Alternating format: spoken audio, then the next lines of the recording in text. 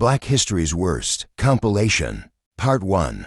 The Worst Black History Figures in Entertainment. James Brown, the Godfather of Soul, and a Woman Beater. If you know anything about early Motown music, when you hear the name Tammi Terrell, you almost certainly think of her duet partner, Marvin Gaye. But before she sang with him, she sang with another music legend, James Brown, as a backup singer with his touring band. And it was at that time when 30-year-old James Brown started to mix business with pleasure concerning the 17-year-old Tammi Terrell. And to say that it did not end well is an understatement. Let's get into it. The lady who we came to know as Tammi Terrell was born Thomasina Winifred Montgomery on April 29, 1945 in Philadelphia. Her mother was an actress, but not a successful one. Her father was a successful barbershop owner. Reportedly, Tammy's parents were expecting a boy and planning on naming their firstborn Thomas after Tammy's father. But after seeing that their new bundle of joy was a girl, they went with Thomasina. Another little girl followed, Tammy's only sibling, Ludi, who wrote about her in a memoir called My Sister Tommy, the Real Tammi Terrell. In that book, she revealed the highest highs and lowest lows of Tammy's short life. One of those very low moments came for Tammy at the age of 11, when, after leaving a neighborhood party, she was sexually molested by 3 boys. Those boys were arrested and convicted on rape charges, but the trauma from that incident changed Tammy for the rest of her life. Less than a year later, at the age of 12, Terrell started having migraine headaches that her family didn't think to be of any major importance. As soon as she became a teenager, the music opportunities started to come. Tammy was an amazing talent. She had won a number of local singing contests, and because of that, she was able to open for some big names, including Patti LaBelle and the Bluebells. She signed a few contracts and recorded a few singles at the age of 15, but this story is centered around the contract that she signed when she was 17, her contract to work for James Brown. She was to be one of his backup singers for his review concert tours. And for Tammy, that came with the unwritten job task of being in a sexual relationship with James Brown as well.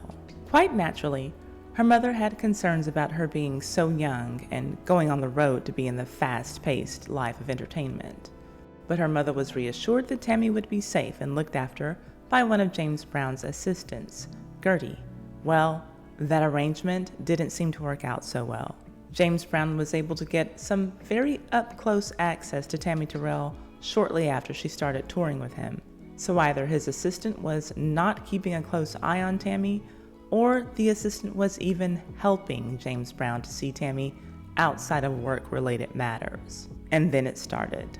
First, there were expensive presents from James to Tammy. Then he proceeded to spoil Tammy with money and luxury hotel rooms as they traveled from city to city.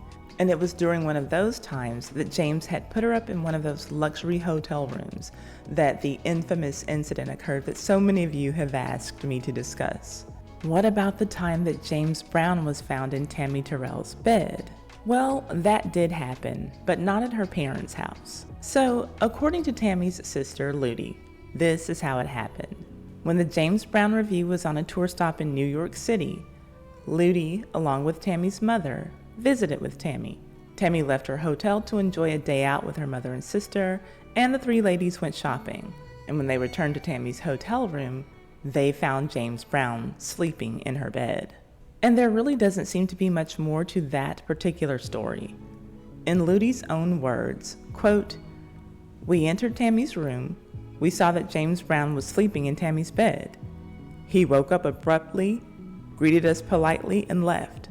Mother seemed awfully worried and confused, but Brown's assistant, Gertie, reassured her that she kept a watchful eye out for Tammy on the road." End quote. While they didn't see much on that particular day, though a 30-year-old man in your 17-year-old daughter's bed is enough, they saw even more later.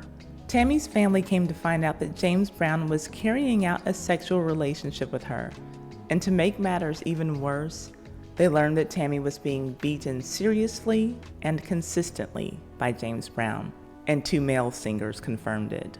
The final time that Tammi was beaten by James Brown, she went to a singer named Gene Chandler for help. Many call him the Duke of Earl because of his hit song by the same name. He said, quote, "I witnessed a situation and she came to me for help. Then I called her parents," end quote. Ludi wrote about what happened on the family's end of that phone call in these words, quote, "Our mother received a distressing telephone call. Mother was horrified to learn that a 17-year-old Tammi had encountered some trouble on the road and was coming home. James had beaten her mercilessly and Tammi wanted out. My father was especially hurt because he knew James and trusted him with Tammi since she was only 17 and he was 30, end quote. Frankly, I think that Tammy's father should have been doing more than sitting around and feeling hurt after he knew what his daughter went through. I feel like he should have had a man-to-man conversation with James and maybe even introduced a little violence into the situation just to get his point across. Let me know in the comments section if you agree or disagree. Ludi also let her readers know that she saw physical evidence of James Brown's abuse after they got Tammi home. According to her biography, quote, "When Tammi returned home, she looked disheveled, tired, and just worn out. I learned that night that she had been trying to get away for some time, but was worried about breach of contract repercussions. While Mother and I were unpacking Tammy's things in the basement, my mother discovered a blue silk oriental dress. It was called a kimono, and James had bought it for Tammi. This dress had particular significance. There was blood all over it. We learned that Tammy's abuse was extensive and that this tragic incident involved an umbrella with horrific results," end quote. Then there is the account from Bobby Bennett, who was a member of the Famous Flames, the group in which James Brown started his career. He told Rolling Stone that in 1968, James Brown aimed a pistol at him and threatened to kill him because, quote, "You told my old lady I had another woman on the plane." Well, that particular night, Bobby tried to kill James Brown before James could shoot him. So, Bobby tried to drive James Brown's head through the iron bars on the windows at the Ritz in Paris, where they were staying. So those 2 men certainly had their own history, but James seemed to save the worst of his abuse for his women. And Bobby also knew about Brown's abusive behavior towards Tammi Terrell. He said, quote, "He beat Tammi Terrell terrible. She was bleeding, shedding blood. Tammi left him because she didn't want her butt whipped," end quote. Bobby also mentioned in the same article that he saw James Brown kick a pregnant girlfriend down a flight of stairs. From the first time that James Brown hit Tammi Terrell, she would spend most of the rest of her life covering black eyes in public. For when the relationship, and I use that word for lack of a better term, was over with James Brown, she jumped out of the frying pan and into the fire. Her next entertainment relationship was another abusive one with the lead singer of The Temptations, David Ruffin. Thankfully for Tammi, it seems that she found love, but basically on her deathbed in the hospital where she was being treated for a brain tumor. At the time of her death, she was engaged to be married to Dr. Ernest Garrett, who was employed at the hospital where she was being treated, but he was not her personal doctor. Tammi never got to marry her doctor. Her illness claimed her life on March 16, 1970, at the age of 24. Chuck Berry, the father of rock and roll, and a disgusting pervert. John Lennon once said, "If you tried to give rock and roll another name, you might call it Chuck Berry." In 1984, Chuck Berry was honored with Grammy's Lifetime Achievement Award. In 1986, he was in the first class of inductees to the Rock and Roll Hall of Fame. They say that Chuck Berry is the father of rock and roll. Well, if that is the case, he fathered some really creepy guys, and he would be creep numero uno. Chuck Berry is one of those people who has a complicated past. He left behind a legacy of undeniable accomplishments, and at the same time, a history of sex abuse scandals which have made him a difficult figure to celebrate for many people, and understandably so. A lot of people probably feel that way about a number of Chuck Berry's fellow Rock and Roll Hall of Fame inductees from 1986. Among those names were Elvis Presley, James Brown, Jerry Lee Lewis, and Sam Cooke. All of these men have some dark details in their pasts, many involving sexual impropriety. And we might discuss some of those other Rock and Roll Hall of Famers at a later date on this channel, but today it's all about Chuck Berry. Let's get into it. Chuck Berry is one of rock and roll music's pioneers. He wrote his own music. He wrote his own lyrics. He played the guitar extremely well and in a way that was new and exciting to teens all across America who were watching him on their black and white TV sets. In the 1950s and 60s, he was pioneering a whole new sound that would be imitated by many. Imitation was one thing, but flat out copying him was another. In 1961, Chuck Berry released his song called Sweet Little 16, an ode to a teenage fan wearing high-heeled shoes. Well, 2 years later, the Beach Boys took Berry's same exact music and fitted it with new words, calling their song Surfin' USA. It would become one of their greatest hits ever. Chuck Berry was not happy about the Beach Boys' copycat music at all, and immediately threatened to sue them for plagiarism. The parties came to an agreement to properly give Berry a co-writing credit on the song. In 2015, Brian Wilson admitted in a Los Angeles Times interview, "I just took Sweet Little 16 and rewrote it into something of our own." For those who are not already familiar with both songs, if you listen to them, you will hear the same song. But a difference in the lyrics is noticeable too. The stolen Beach Boys version is about everybody being able to have a beach where they can go surfing and have fun with their friends.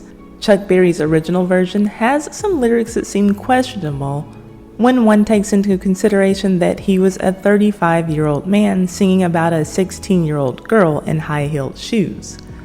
The lyrics from one of the verses are, "Sweet little 16, she's got the grown-up blues. Tight dresses and lipstick, she's sporting high-heeled shoes." Is it not odd to think of a 30-something-year-old man penning these lyrics about a school-aged girl? Ironically enough, the song was re-recorded and released by Jerry Lee Lewis in 1969. Of course, a song about a teen girl would be right up his alley. But what if the song had been called Sweet Little 14? Might people have felt differently about it, even back in 1961? Because it was in 1961 that Chuck Berry was sentenced to 3 years in prison for transporting a 14-year-old girl across state lines and engaging in a sexual relationship with her. Her name was Janice Escalante. Here are some of the details from that sordid occurrence. Chuck Berry's attorney said that he believed that Chuck did not have sex with Janice because he, the attorney, thought that she was ugly and homely. Chuck said that Janice looked like his mother's younger sister, but did admit in his autobiography to wanting to have sex with her. Both Berry and the 14-year-old Escalante agreed on a few details during the trial: that they had met in December of 1959 in Ciudad Juarez, Mexico, and that they had traveled together for a week through 5 states, ending up in St. Louis, and that once there, Janice worked for Berry for 10 days in his club that he owned called Club Bandstand. They seemed to disagree about everything else. The main questions that needed to be answered to make a decision about Chuck Berry's guilt or innocence were these. 1. Why had he brought Janice so far away from home? And 2. Did he rape her on any part of their journey or once they reached the final destination, which was his home in St. Louis? Chuck was charged under the Mann Act, which does not allow transportation of girls and women across state lines for immoral practices or debauchery. This trial was not his first rodeo in court. When Berry was only 18, he was convicted of armed robbery and ended up serving 3 years in prison. And just 3 months before meeting the 14-year-old Janice, he had a court date for a disorderly conduct charge that he received for asking a white girl in Mississippi for a date. Janice was Native American, 3/4 Apache and 1/4 Yuma. So, in Chuck Berry's complete racial ignorance, he called this ordeal the Indian trial, which was not to be confused with what he called the French trial. That was yet another Mann Act charge that he was facing, involving his transporting a 17-year-old girl of French ancestry across state lines for immoral purposes in the summer of 1958. The U.S. attorney told him that after he was caught with the French girl, that there would only be a trial if he got himself involved in a similar incident. Well, he was clearly a musical genius, but the fact that only 1 year later he was caught in a similar incident with an even younger girl speaks to his stupidity as well as his depravity. Berry didn't seem to take the trial seriously at all. He conducted himself like an old fool.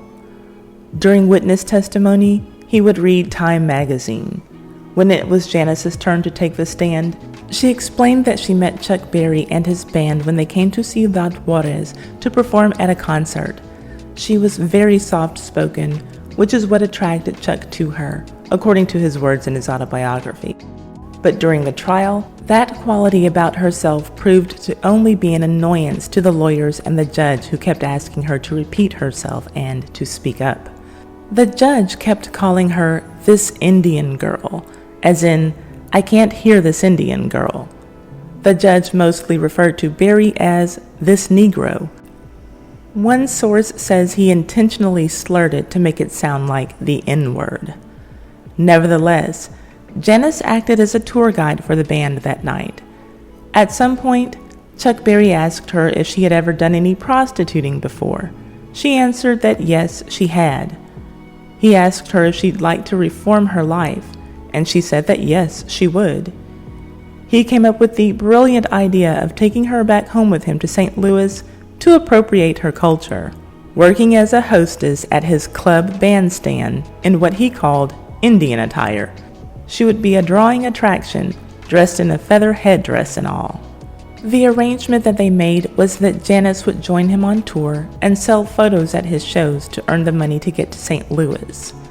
Photos like this one. This was literally one of the pictures that she sold. Oddly enough, his fans didn't buy too many of these. Some nights, not even one was sold. It seems that Chuck spent a good part of his life taking photographs without a shirt. I suppose that some woman, or girl, at some point in his life told him that his body was good looking. Just days after making their arrangement, Janice hit the road with Berry and his band.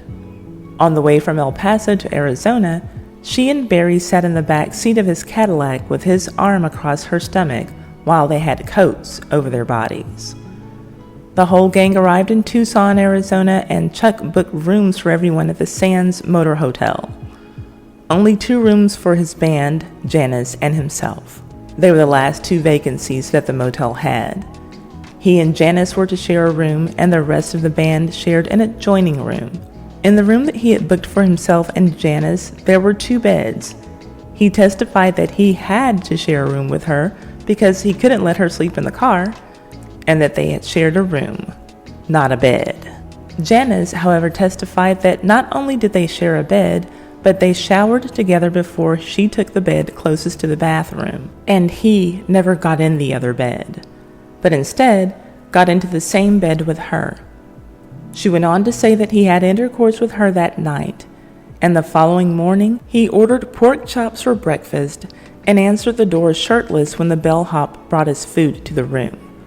Then he took inappropriate photos of her being Janice. When it was Berry's turn to take the stand, he admitted to the photos and to answering the door only half-dressed. He didn't admit to showering with or having intercourse with Janice. Bottom line, he only admitted to what someone could verify. There was proof of the photos, and the bellhop could also corroborate Janice's testimony about Barry being half naked. But what went on behind that closed door to their room was simply he said, she said, and the judge and jury would have to decide on who they believed. According to Janice's testimony, that was the first time out of more than a dozen within a 2-week span that Chuck Berry engaged in sexual intercourse with her. The following night, Berry brought back 2 groupies to the adjoining room for the band. Janice went back to the room that she had shared with Berry the night before. She said that around 3 or 4 in the morning, Berry came and got back into bed with her and had sex with her again. His band member, Davis, slept in the other bed in their room. Then, on the way to Santa Fe, New Mexico, Berry was driving for a long stretch with Janice in the front seat of his Cadillac. He asked his bandmates to switch places and let him stretch his legs in the back seat. Since he was switching, so was Janice. She testified that he had intercourse with her in the back seat while his bandmate was driving to New Mexico. Chuck denied that as well, claiming that because his guitar was in the back seat with them, that there wasn't enough room for having sex. After the band played their gig in Santa Fe, they got on the road to Denver at about 4 o'clock in the morning. Once again, Janice said that they had, quote, another sexual relationship in the back seat. She said, he asked me to make love to him, which I did not. The attorney asked, what did he mean? She replied, he meant for me to go down on him. When they finally arrived in Denver, they checked into the Drexel Hotel. Berry used a fake name at check-in because he didn't want his fans to be able to track him down. The name he used for Escalante and himself was Mr. and Mrs. Janet Johnson. Johnson was the last name of one of his bandmates. Janet was the 14-year-old's first name, in Chuck's mind. He stated, quote, I used her first name and Johnny's last name, what I thought was her first name. I never knew her last name until this case came up. But the first part of her name I thought was Janet. That's why I put Janet Johnson. So, after having had relations with her multiple times, he finally learned the teenager's name first and last during the trial. While in Denver, Chuck kept Janice in the hotel room when he went to play his gig. The hotel clerk testified that when Berry returned to the hotel, he asked her if his wife was still in their room, referring to Janice. This time, Berry requested a room with only one bed. Janice was asleep in it by the time that he got back to the hotel. According to her testimony, he got into bed with her and they, quote, had another sexual relationship. Berry testified the opposite. He said that he slept on the floor in his clothes. However, his autobiography tells a different story. He never went as far as admitting his guilt with Janice, but he did admit to wanting to sleep with her that night. He wrote that she jumped into bed with him, and he managed to postpone the joys, hoping that he would have another opportunity to do it with her later. Eventually, Janice made it to St. Louis, thankful for the opportunity to work and start a new life. Janice finished the car ride with the band. Chuck didn't. At some point in the journey, he caught a flight the rest of the way to St. Louis, and a bandmate brought Janice to one of his properties that he had previously shared with his wife, the Meta, and their children. See how pretty his wife is? And she stayed with him until the end. You can see for yourself how well she wore that. Francine Gilliam was the lady who ran his nightclub. She was also another person who the clerk from the Drexel Hotel recognized as someone else who Chuck Berry had called his wife when he checked in. So it's possible that he had a sexual history with her as well, but she wasn't a minor. She was 21 at this time. Francine had purchased a quote-unquote Indian costume for Janice to wear while she was hostessing and checking hats. In Chuck's mind, it was a hit. She was just the novelty that he wanted for his club. To make a very long story short, Janice's experience working at the club was not a good one, nor was it a long one. She worked there for roughly 10 days and slept in Chuck's house where he kept Francine. She testified that out of her 11 or 10 days there, that Chuck Berry had sex with her 9 or 10 times, almost every night. When she and Chuck had had enough of each other, he ended up sending her away with a bus ticket to return home. She encountered a strange man at the bus station whom she told about Chuck Berry bringing her there, and that she didn't want to go back home. The stranger took her back to Chuck's club, where she drank and demanded to see Chuck. Then Davis, his band member, according to his own testimony, took her out of the club to calm her down, and he had sex with her as well at the Deluxe Hotel in St. Louis, not to be confused with the Deluxe Hotel in Denver that was already mentioned. When all was said and done, Chuck was found guilty of transporting. He bent over and cried as the judge delivered his sentence.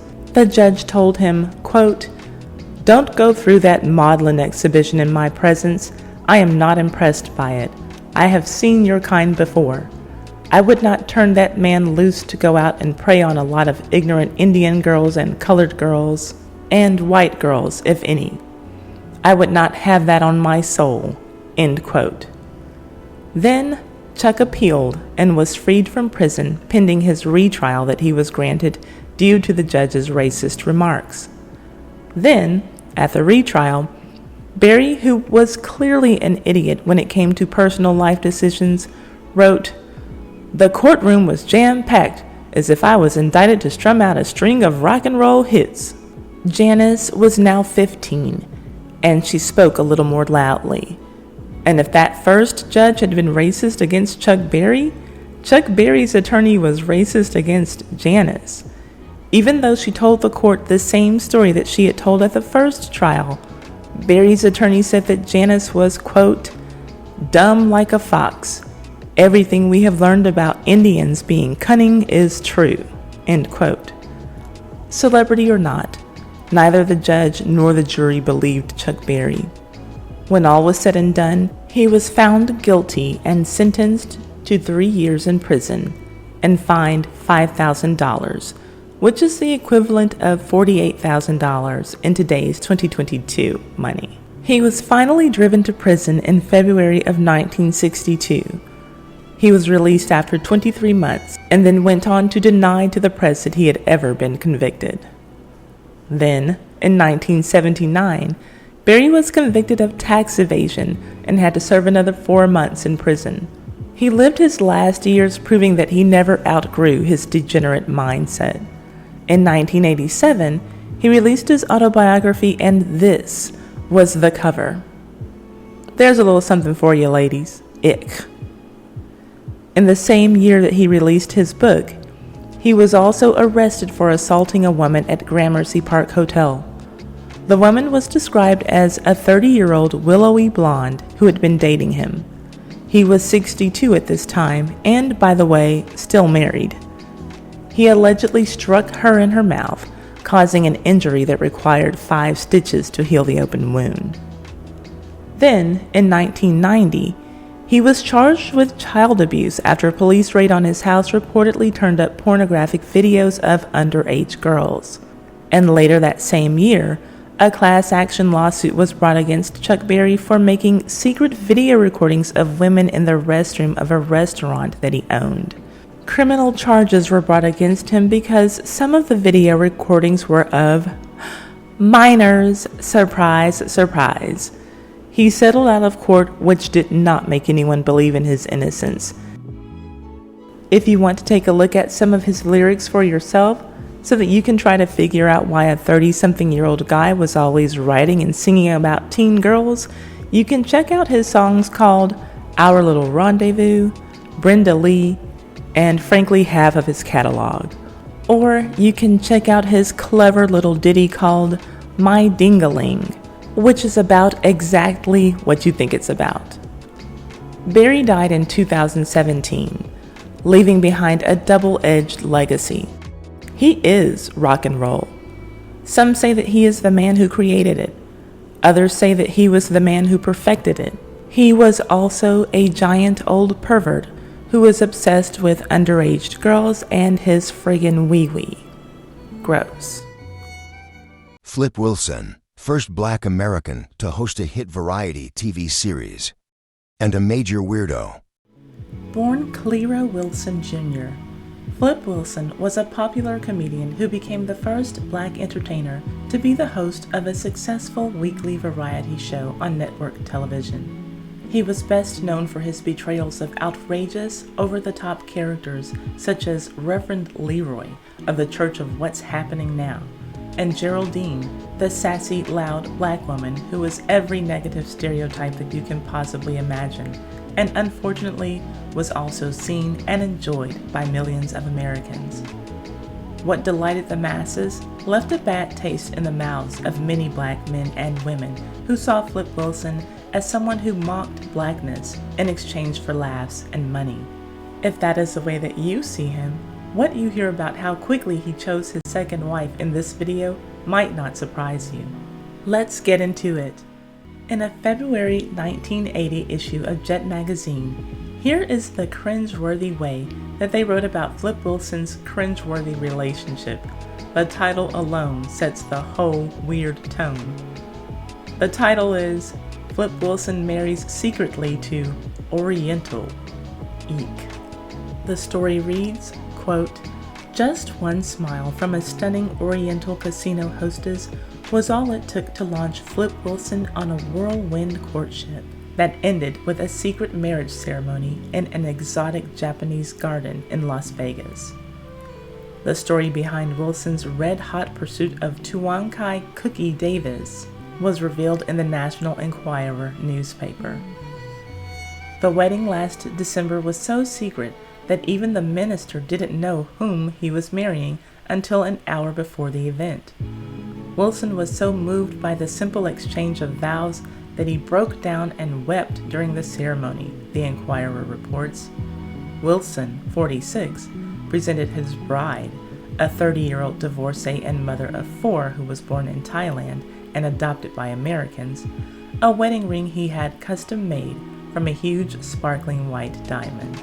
The newspaper quotes the new Mrs. Wilson's adoptive parents, Mr. and Mrs. Bill Davis of Carson City, Nevada, who said Wilson was stopped by their daughter's smile when he breezed into a Reno, Nevada casino. He smiled at her, and she smiled right back. But of course, she smiles at everybody, Davis said.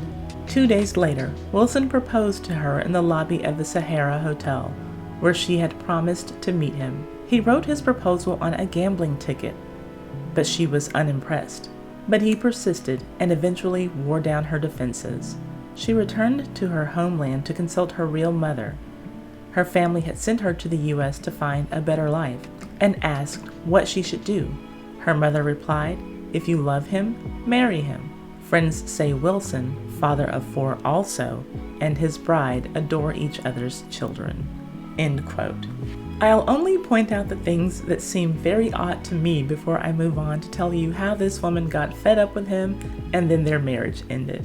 So, Flip Wilson was so overcome that he broke down crying during their ceremony over a woman who he knew for 2 days before he proposed to her? Okay.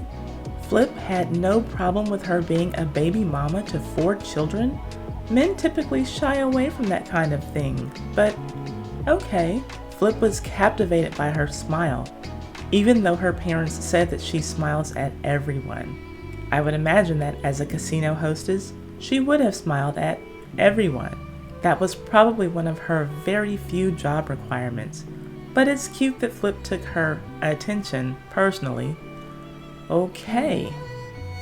She didn't want him, but he tore down her defenses. She broke down and agreed to marry him after consulting with her real parents in Thailand, who sent her to the USA to get a better life, aka marry a rich sucker, and Flip Wilson volunteered to be said sucker.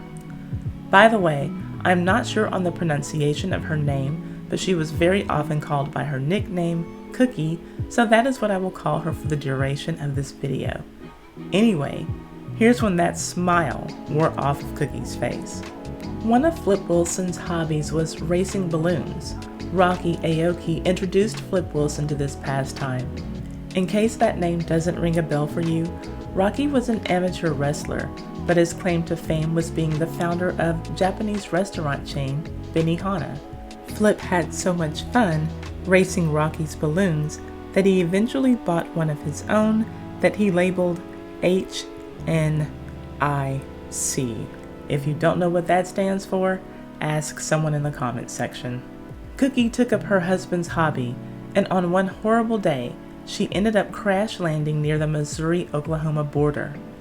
Her own words about that incident are recorded in Kevin Cook's book called Flip, the inside story of TV's first black superstar. She said, quote, "We came down fast. I heard the pilot say, 'Oh shit, we are going to die.' We crash landed, bounced up, crashed down again. I broke my left leg. My right knee was crushed." End quote. During her month-long convalescence in an Omaha hospital, Flip Wilson visited her only one time. She said, quote, "He didn't really know how to be a husband," end quote. The thought was that he was too busy to see his wife because he was sleeping with other women while she was in the hospital.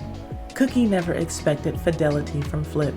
Their clear agreement from the start was that Cookie wouldn't complain about his girlfriends as long as he kept them out of their home. So his cheating was no surprise. What did surprise her was her famous husband's constant need for praise. She said, quote, "He was so needy he couldn't stand it if I said something nice about somebody else. It had to be only for him," end quote.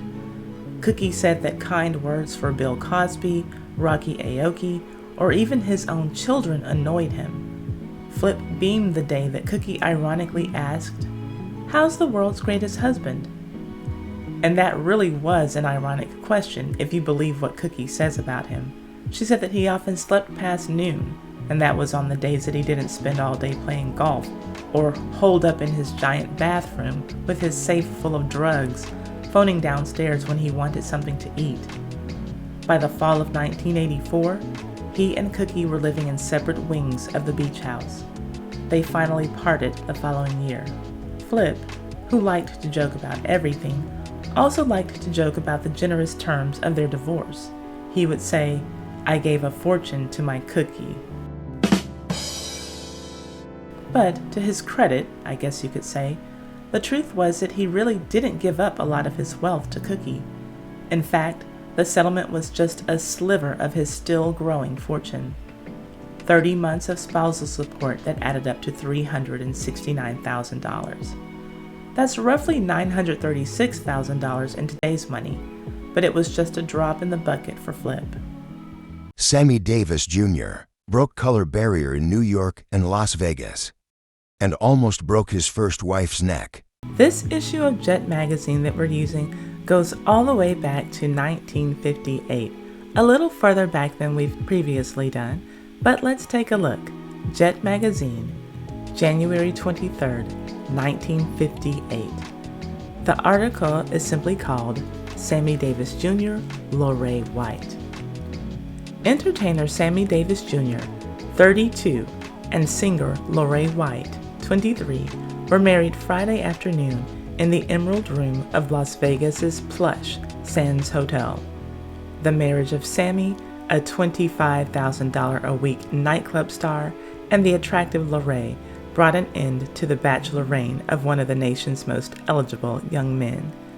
It is the third marriage for the bride, who has a 6-year-old daughter, Debbie, by her first marriage. The bride, who dressed alone, was 40 minutes late arriving for the nuptials, but it took just 2 minutes for Justice of the Peace, Arthur Olson, to perform the single-ring civil ceremony, at which actor-singer Harry Belafonte was the best man. Shortly before the ceremony, Sammy thought of his closing moments of freedom from marital responsibilities and wailed, "Ye gods, the last of the red-hot swingers." Sammy and Lorraine visited the Marriage License Bureau earlier in the afternoon, where Sammy became so nervous that he had to have help from his publicist, Jesse Rand, in filling out the license application. Lorraine showed her own excitement by erroneously spelling her name Leroy. The bride's trousseau included a blonde diadem mink stole, valued in excess of $3,000, and presented her a few hours before the ceremony by Sammy. The engagement and wedding rings, fashioned of rose-cut diamonds and emerald-cut baguettes, were valued at $5,000.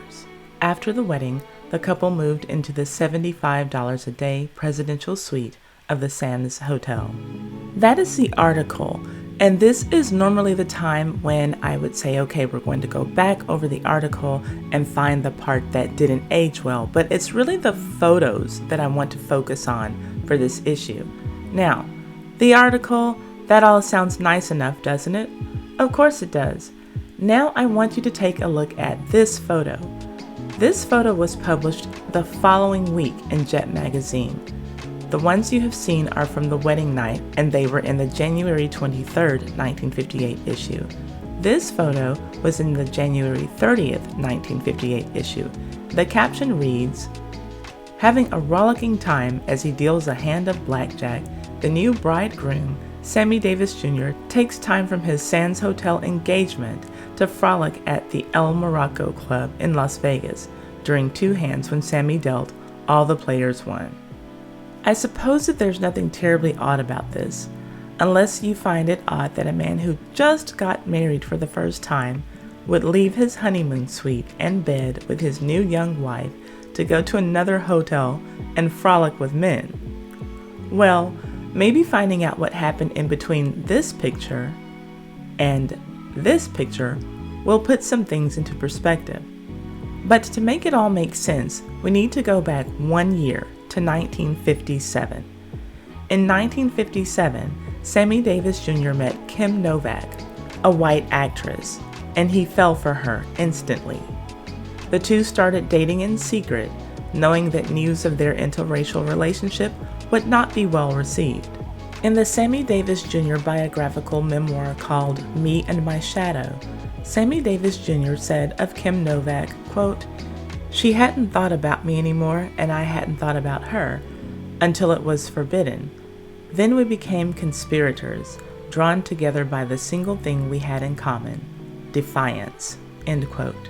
But when Harry Kahn, the president of Columbia Pictures, found out about Sammy Davis Jr.'s romance with Kim Novak, he didn't like it. It was a bad look for business, and Harry Kahn's job was to, among other things, protect the studio's reputation. So Harry Kahn hired mobsters to threaten Sammy Davis Jr. and put him in his place. Some reports suggest that they kidnapped him for a few hours, and that while they held him, they threatened to break his legs if he didn't end his relationship with Kim Novak. In the words of Sammy's best friend, Arthur Silber, quote, "They said they would break both of his legs, put out his other eye, and bury him in a hole if he didn't marry a black woman right away. He was scared as hell," end quote. Well, Sammy was no match physically for the mobsters, nor was he a match socioeconomically for his movie studio boss. So he did just as he was told to do. Now we are back to 1958. After being threatened by Harry Kahn's mobster friends, Sammy Davis Jr. followed the orders of his boss. He asked his ex-girlfriend, Lorraine White, to marry him. According to his best friend, Arthur Silber, he picked her name out of his address book and decided to get married to her because Harry Kahn told him to. He had absolutely no power, but he did have the money that his boss paid him. It seems that Lorraine White wanted to marry Sammy just as much as he wanted to marry her. So he used some of that money to make a deal with Lorraine White. The deal was that she would marry him and pretend to love him so that he could keep his job and not get beat up anymore. Which takes us back to their wedding day photo. On their wedding day, Sammy Davis Jr. did what he was told to do and played the part. After all, he was an actor. But the truth was that he was boiling inside because he had no control over his life. He was still angry that his boss, who had the power over him, made him a rich and a powerless man, and he couldn't have the white woman that his heart desired, because he was not allowed to by the man who signed his checks. So, his rage, mixed with a lot of liquid courage from his drinking on his wedding night, set the stage for his new bride to become his victim. He dare not put a finger on the mobsters who beat him up, or his studio boss who paid him, So, on the night of his wedding, just hours after this photo was taken, he attempted to strangle Lorraine White in the car on the way to their honeymoon suite. Thankfully for her, his best friend was there, and he stopped Sammy Davis Jr. from choking his bride of 5 hours. Talk about a short honeymoon phase. Arthur Silber got Sammy Davis Jr. to his hotel room, where before the night was over, he would wrangle a gun out of Sammy's hands that he was holding to his head. Arthur Silber said, quote, "He was so hurt. His quote to me as he ripped my coat apart at the shoulder was, 'Why won't they let me live my life?'" End quote. Well, you all, there you have it. Sammy Davis' tortured soul, who had no control over his own life, so he took it out on his wife. Knowing what I know now adds another 1,000 words to this picture and caption that was in Jet magazine the week following Sammy Davis Jr.'s wedding. What about you? Do you see this picture any differently? Or do you just see a guy having a blast? One thing that I know for sure is that as far as the happiness seen on this wedding photo is concerned, well, that didn't last long. Not long at all. Part 2. Black History's Worst in Comedy. Richard Pryor, one of the greatest comedians. Also a disgusting individual. At the time of uploading this story, Anita Pointer has recently passed away.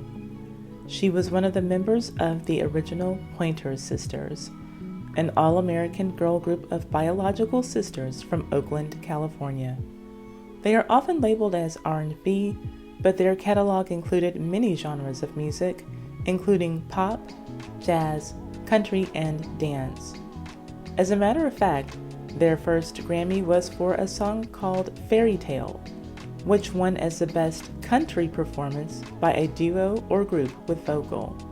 The Pointer Sisters really could do it all. The sisters were even on the big screen in the hit comedy movie Car Wash. That would not be Anita Pointer's last time being around Richard Pryor.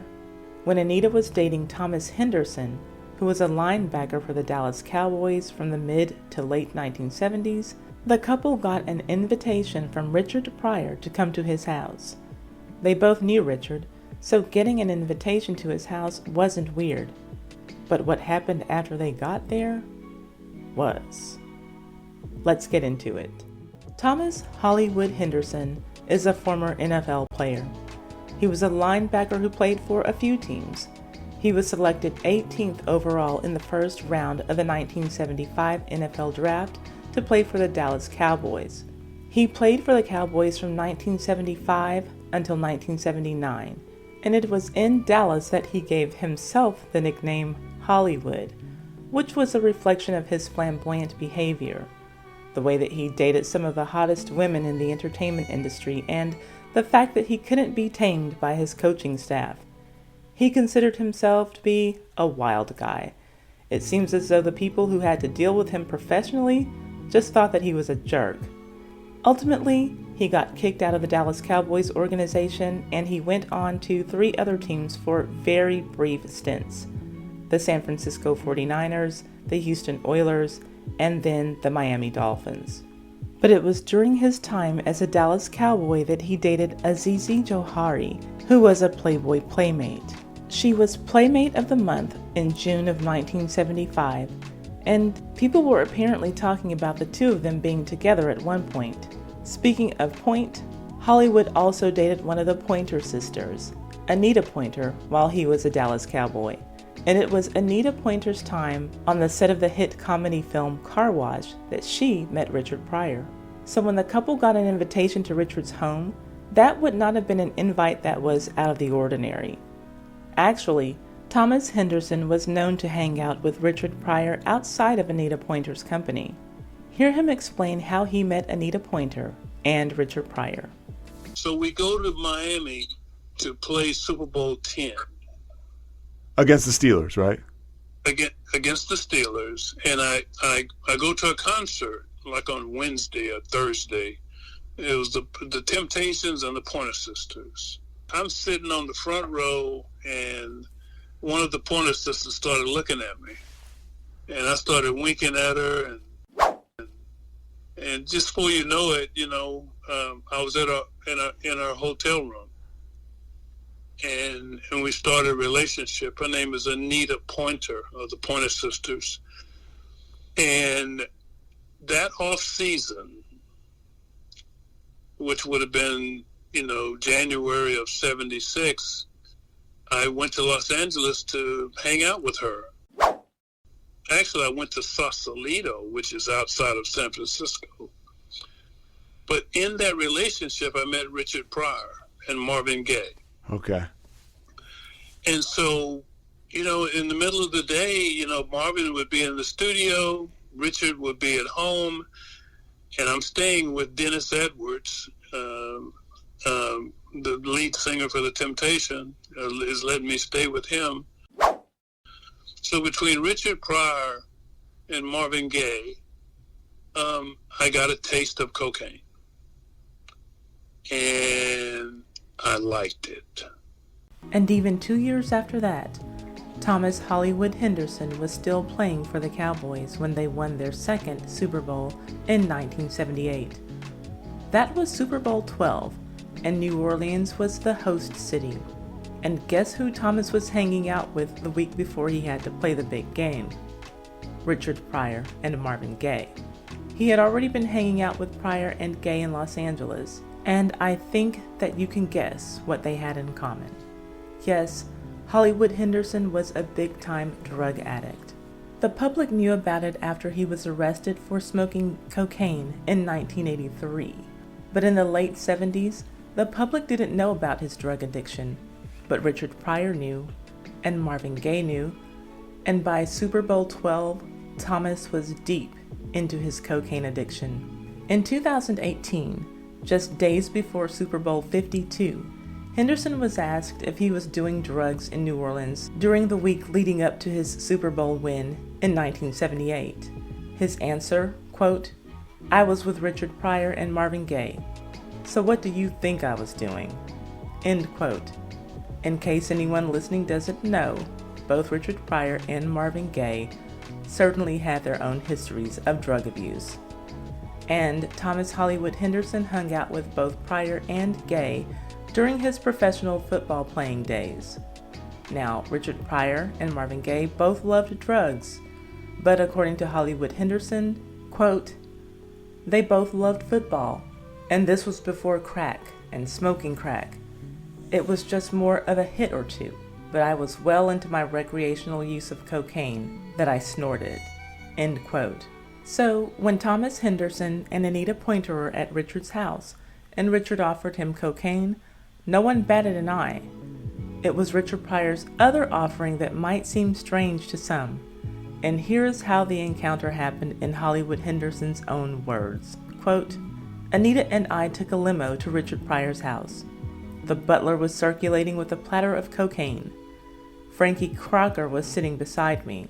Side note, if you are wondering who Frankie Crocker is, he was a pioneering DJ of black radio who had a few public scandals of his own.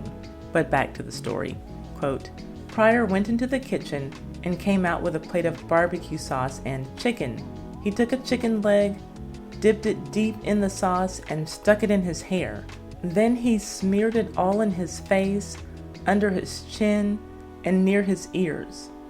A few minutes later, a movie screen came down in the living room. The lights dimmed. Up on the screen was Richard Pryor with an erection. An Oriental girl, a white girl, and a black girl were catering to his every need. One girl would work him for a while, and his eyes looked like they were going to explode. Another would take her best shot, and he would give his. They were doing some real freaky stuff. It was wild. Richard was nuts." End quote. It seems like for sure since the 2010s, the public has become increasingly aware of Richard Pryor's freaky behaviors. But apparently all of his entertainment friends had been knowing the deal about Richard. So this part of Thomas's book was just another day in the life of Richard Pryor for everyone who was present at his home for that, movie debut. Yep, a funny and sick guy. As for Thomas Hollywood Henderson, He was projected to be a huge NFL star at the time that he met Richard Pryor and Marvin Gaye, but his drug addiction and his outrageous behavior played major roles in his career ending very prematurely. He hit rock bottom, no pun intended, when he was arrested in 1983 for smoking cocaine with 2 teenage girls and allegedly sexually assaulting one girl, according to some sources, assaulting 2 teenage girls, according to many other sources, including Jet magazine that you can see here. He claimed the sex was consensual and eventually pleaded no contest. Well, apparently he is clean now and living his life on the straight and narrow path. He wrote a follow-up book called In Control, The Rebirth of an NFL Legend. He has apparently kicked his drug addiction, which is great. Do you think that an adult can ever redeem himself or herself from sexually assaulting a teen? Let me know in the comment section. He says that he doesn't remember committing any sexual crimes against women, not girls. Here is what he said. I was charged with a sex crime, but I have no memory of that, and that has not been anything that's been a habit or something I do. If I hurt someone, I am deeply sorry. I've worked my steps on that, and I'd do something about it if I could, but there's nothing I can do but lay words on it. Roger Staubach and Drew Pearson and Too Tall Jones and I've got great friends and the people who know me, and so they've never seen me hurt a woman or force a woman to do anything. So the people who know me know me. And I still don't know what happened in '83, but if I look back at it, probably it's the best thing in the world to happen to me, although I wouldn't wish that on anyone. We will definitely revisit Thomas Henderson's story at a later date. Bill Cosby, America's Dad. The hypocritical pervert. Bill Cosby is a comedian, actor, accused rapist, and sweater aficionado who, in retrospect, has always been a little creepy. I'm an 80s kid, and in the 80s, Bill Cosby was the king of primetime TV. His role as Dr. Heathcliff Huxtable on his hit TV sitcom The Cosby Show had a lot of people calling him America's Dad.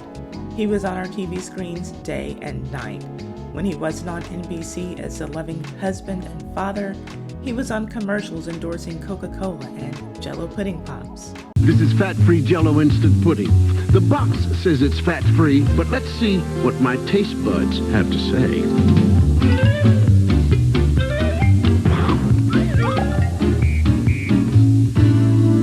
The box says fat-free, but my taste buds say it's too good to be fat-free. And I believe my taste buds. I've known them longer.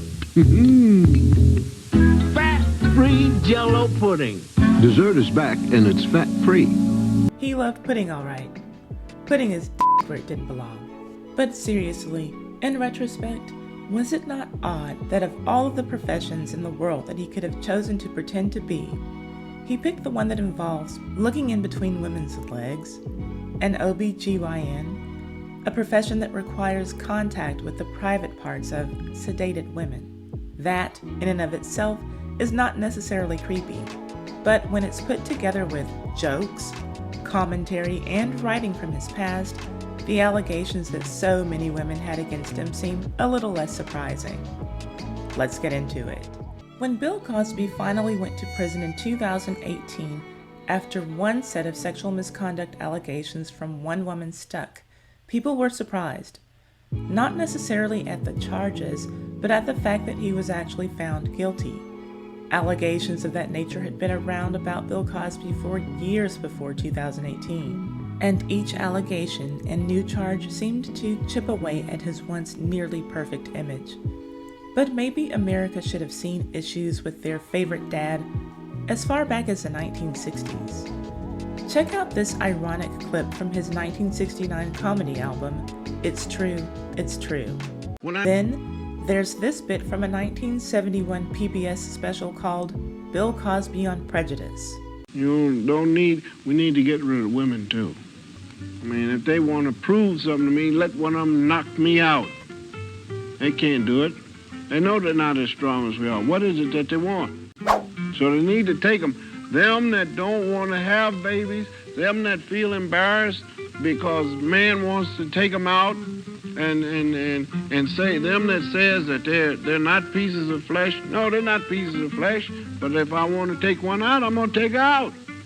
I buy the dinner. She didn't pay for it. I expect something in return. Now, in his defense, I guess you could say he is portraying a bigot who doesn't really have anything nice to say about any group of people.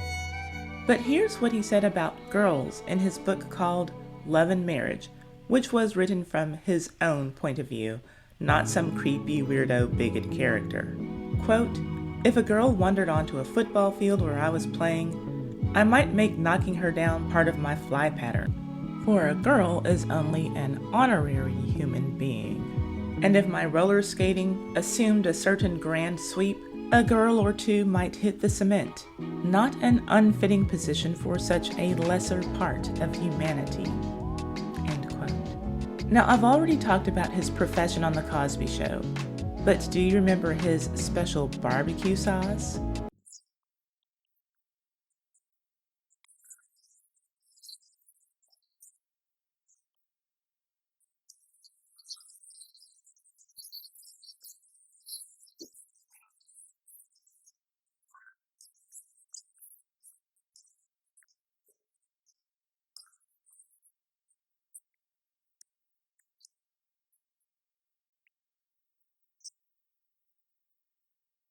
Then there was his Spanish Fly interview with Larry King from 1991 that later came back to bite him in the butt. Spanish Fly was the thing that all boys from age 11 on up to death, we will still be searching for Spanish Fly. That's right. And what was the old story was, if you took a little drop, no, it was on the head of a pin. That's right. And Drop you put it in the drink. Coca-Cola. Don't matter. It doesn't make it, and the girl would drink it, and she's yours. Hello, America. Then there was this really weird moment in 1996 during a White House conference on children's television. You better believe that person will be there because they want to give back.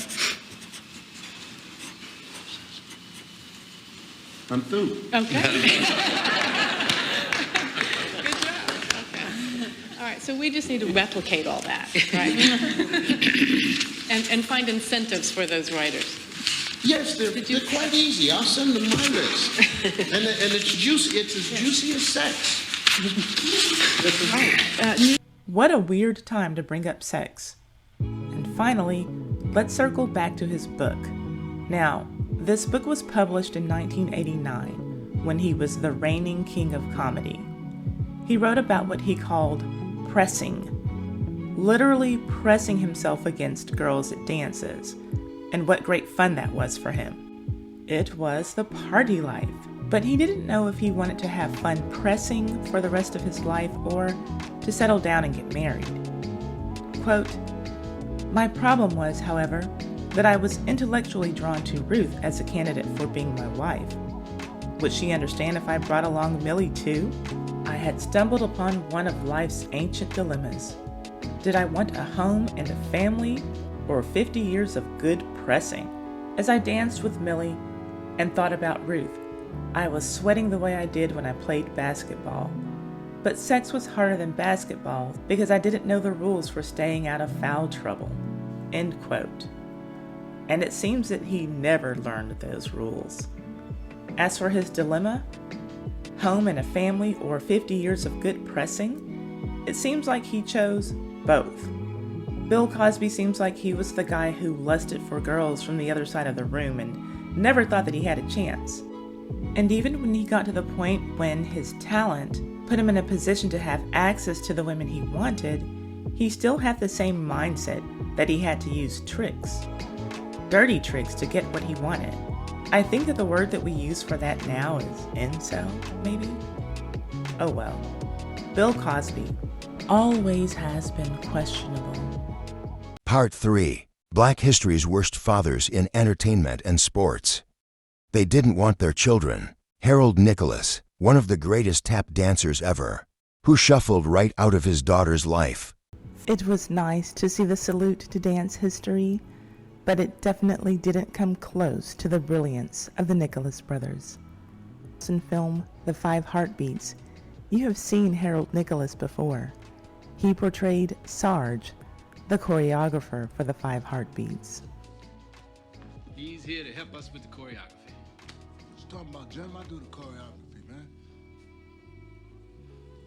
The dresser, he's not here to take your place, man. He's here to just help out. What can he teach me? Man, if you didn't like what I was doing, you could have come and talked to me. Instead of going behind my back, bringing in some old drunk... Stop right there. Now don't let your mouth get you into something your ass can't get you out of. Now, back to Stormy Weather. It is still known for its all-black ensemble cast, which was indeed a rarity during Hollywood's classical film era. Every black entertainer of that time wanted to be in on that film. Actors, musicians, composers, singers, and dancers. Harold Nicholas, along with his brother, Fayard, undoubtedly earned their coveted spots, and they truly delivered in their performance. When Stormy Weather was released on July 21st, 1943, Harold Nicholas was scoring tens in his professional life. By this time, he had been married to Dorothy Dandridge for almost a year, and at the time of Stormy Weather's debut, Dorothy Dandridge was pregnant with their first child. She gave birth to the child less than 3 weeks after the movie debuted. This seemed like it should have been a time for celebration in a young couple's life, but in truth, it was the total opposite. Harlan Suzanne Nicholas was born on September 2nd, 1943, just 4 days before the couple's one-year anniversary, and their child's birth was the beginning of the end of their marriage. Let's get into it. Harlan Suzanne Nicholas was born to actress Dorothy Dandridge and her husband, Harold Nicholas, on September 2nd, 1943. Some might say that the child's birth happened on the right day, but at the wrong time, meaning too late. Apparently, on the day that Harlan was born, the plan was that Harold would take Dorothy to the hospital for the delivery. A reasonable plan, especially because he had the couple's only car and she would be in labor and clearly unable to drive.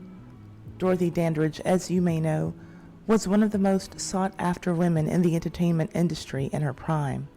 No doubt that Harold Nicholas would have had to do some major wooing to get her attention when he met her while she was working as a chorus line dancer at the Cotton Club.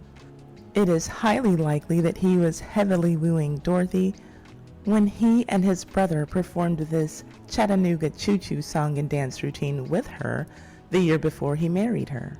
But the problem is that the wooing stopped after the couple said their I do's. Harold was known to desert his wife and cheat on her.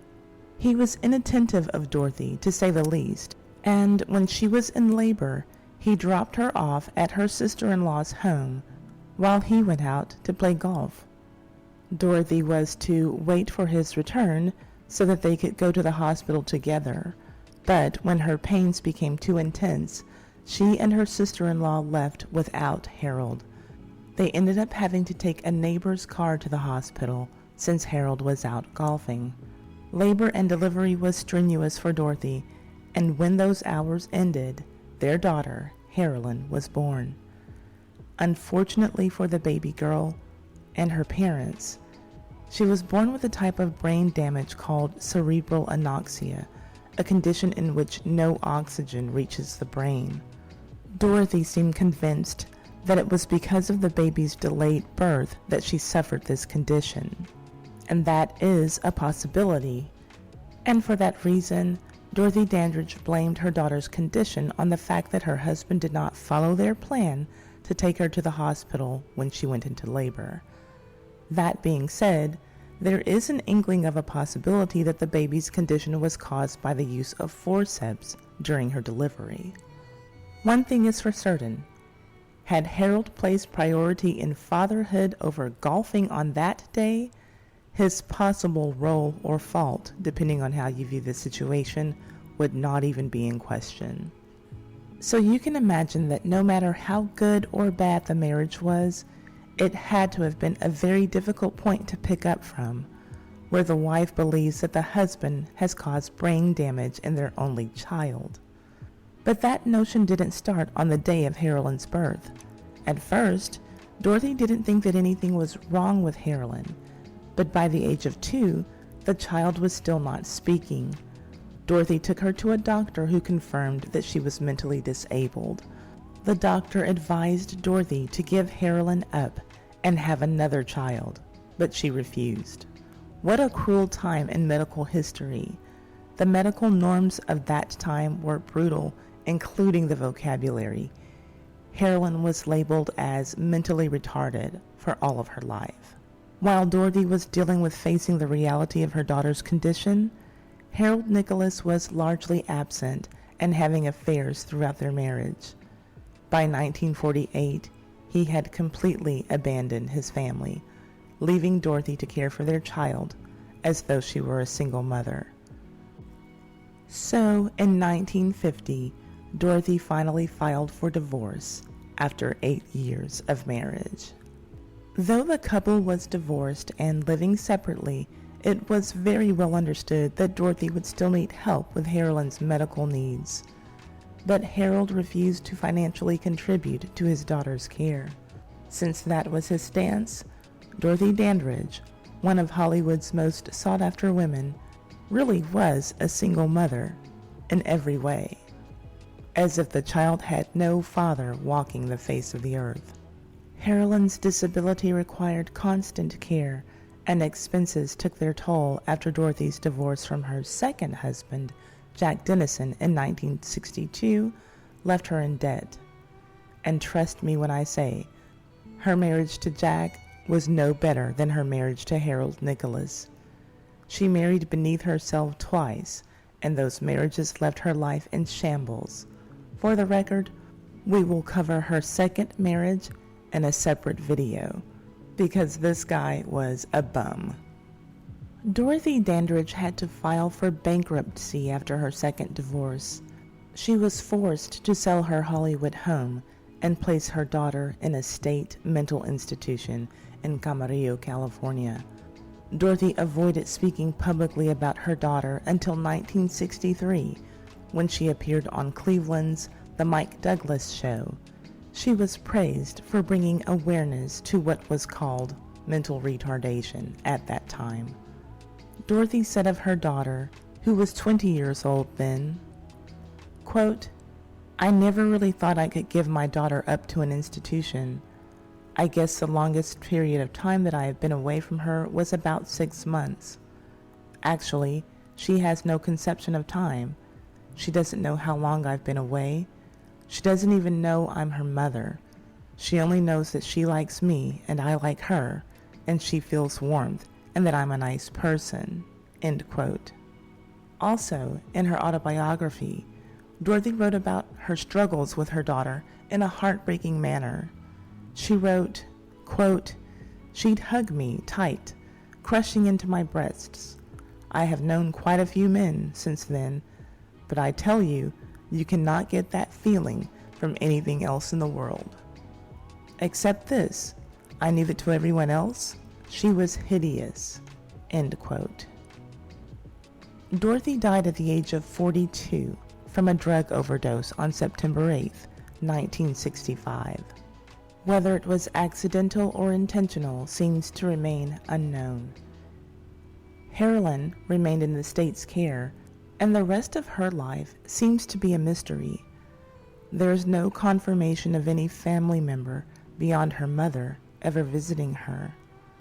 And if her reported date of death is correct, She outlived her biological father by 3 years. There are no official reports about her date of death, but the year is said to be 2003. Harold Nicholas died on July 3rd, 2000, and it is alleged that no relative ever claimed Carolyn's body. Harold Nicholas was certainly not the first entertainment industry husband to ever cheat, and he definitely will not be the last. Leon Spinks, one of the best fighters of the 70s, who refused to fight for his children. Leon Spinks was a heavyweight boxer who experienced his ultimate career high when he defeated Muhammad Ali to win the World Heavyweight Boxing Championship in 1978. Being named Heavyweight Boxing Champion of the World by winning against a man who he grew up idolizing, it sounds like the thrill of a lifetime.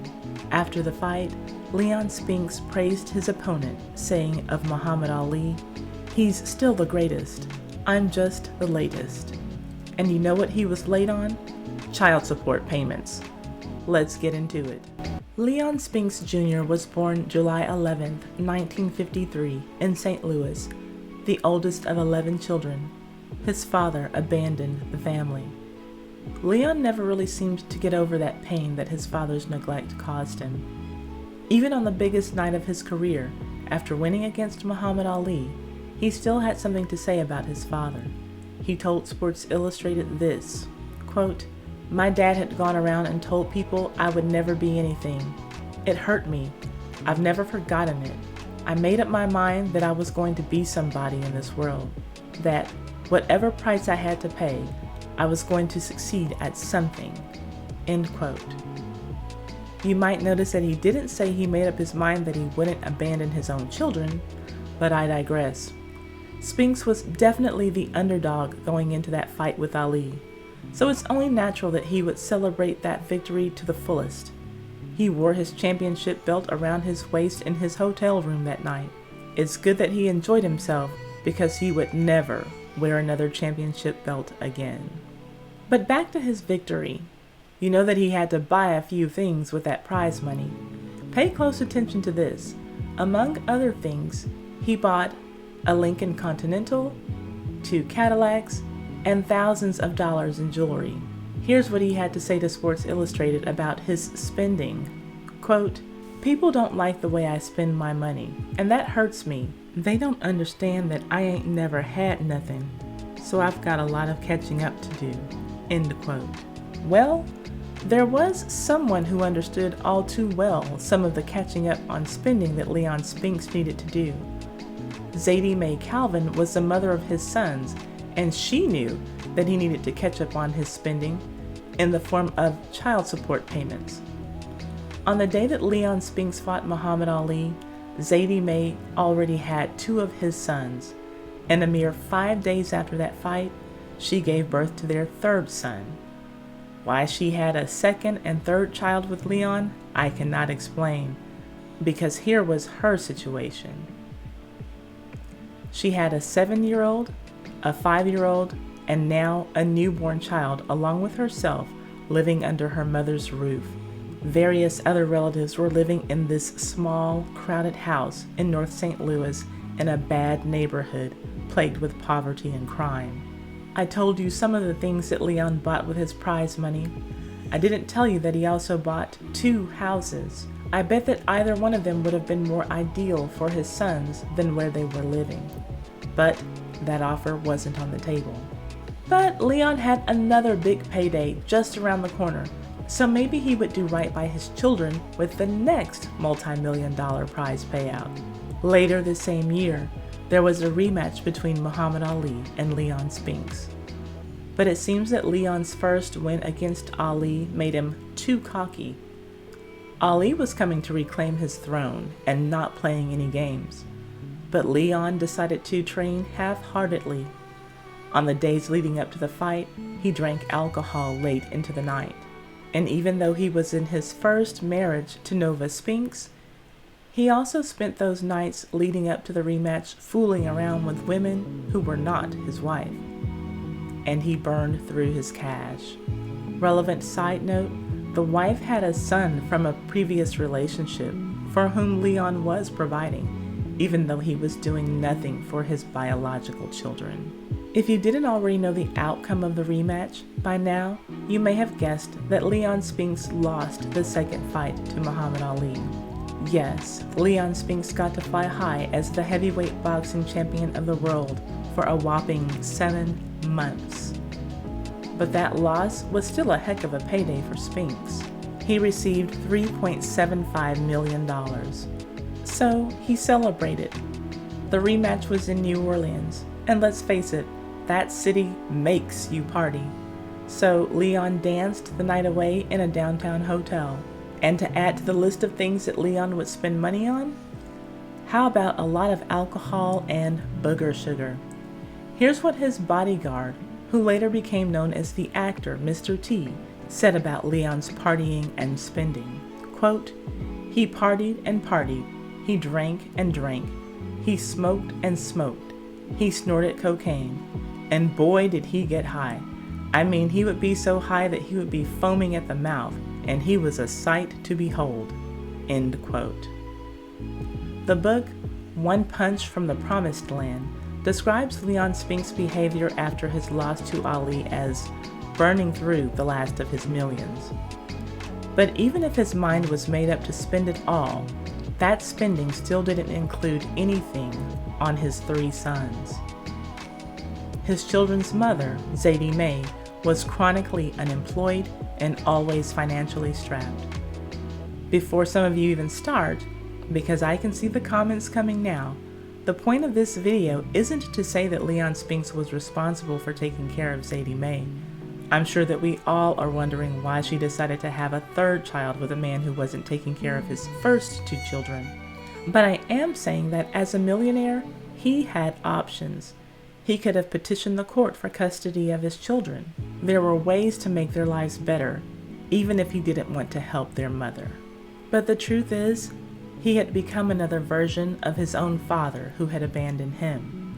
Leon Spinks had no presence in the lives of his 3 children. So, after still getting no help from the millionaire father of her children, 3 weeks after Leon's rematch with Muhammad Ali, Zadie Mae Calvin went back to the St. Louis Circuit Court to file a paternity suit again. She asked the court to declare Leon Spinks as the father of her 3 sons, who at this time were aged 9, 6, and 1. And she also wanted the court to order him to pay her a just sum periodically. She dropped the lawsuit when she finally felt like she was getting cooperation from Leon, because he told her that he would just start paying her monthly support payments. But, surprise, surprise, he didn't stick to his word. She would hardly ever get those payments. When he could send the money, he didn't, and his spending got so out of hand that eventually he just couldn't send the payments because he had no money left. If you believe in karma, maybe you'll say that's what Leon Spinks got after not keeping his word and paying to support his children. You see, shortly following his loss to Muhammad Ali came the beginning of a long, steep descent for him. For starters, he would never wear the championship belt again.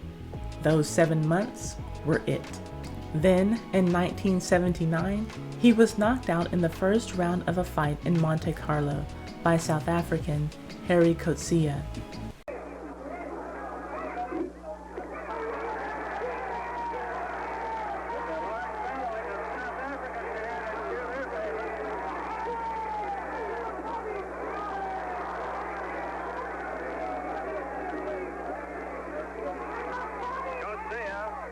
In the blue trunks with the gold trim, Leon Spinks, United States on the right. He came out as if he was looking for a quick knockout. He kind of reminded me of the way he went up for Bobbitt. Leon definitely got hard. Pulls the start.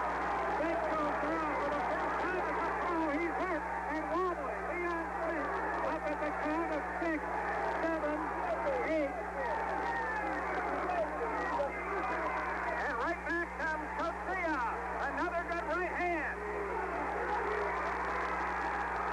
Spinks is down for the second time. 3 knockouts. Blow will be observed in this championship fight. Elimination championship fight. Spinks, if he goes down again, it's all over. He cannot be saved by the bell.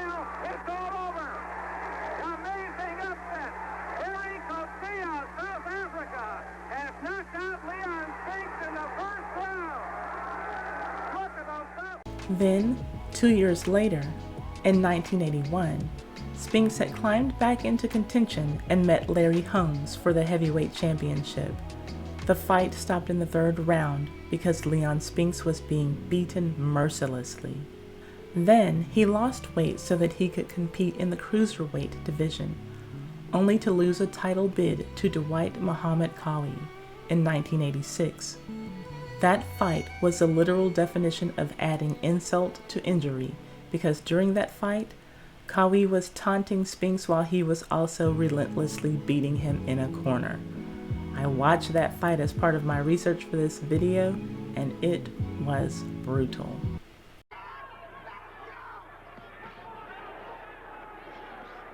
Again, the Spinks family behind us giving Leon excellent advice. Let it go. Let his hands go. Best flurry of the fight for Leon, who landed 2 left. And now Qawi is sticking his tongue out of him, taunting him. You can't hurt me. And Qawi came back with a through the right. He is laughing at Leon Spinks, but so did Muhammad Ali. That, of course, was a different time and place. And for the most part, Leon Spinks would spend the rest of his career losing fights to opponents that most people thought he should have been able to beat easily. Leon briefly tried professional wrestling and lost by submission to Antonio Inoki. In 1994, he lost a bout by knockout to John Carlo. This loss would mark the first time a former heavyweight champion lost to a boxer who was making his professional debut. After that 69-second fight was over, Spinks told the press, quote, "He caught me off guard," end quote. However, Leon failed to explain what, exactly, he was expecting from a man coming at him wearing boxing gloves in a boxing ring.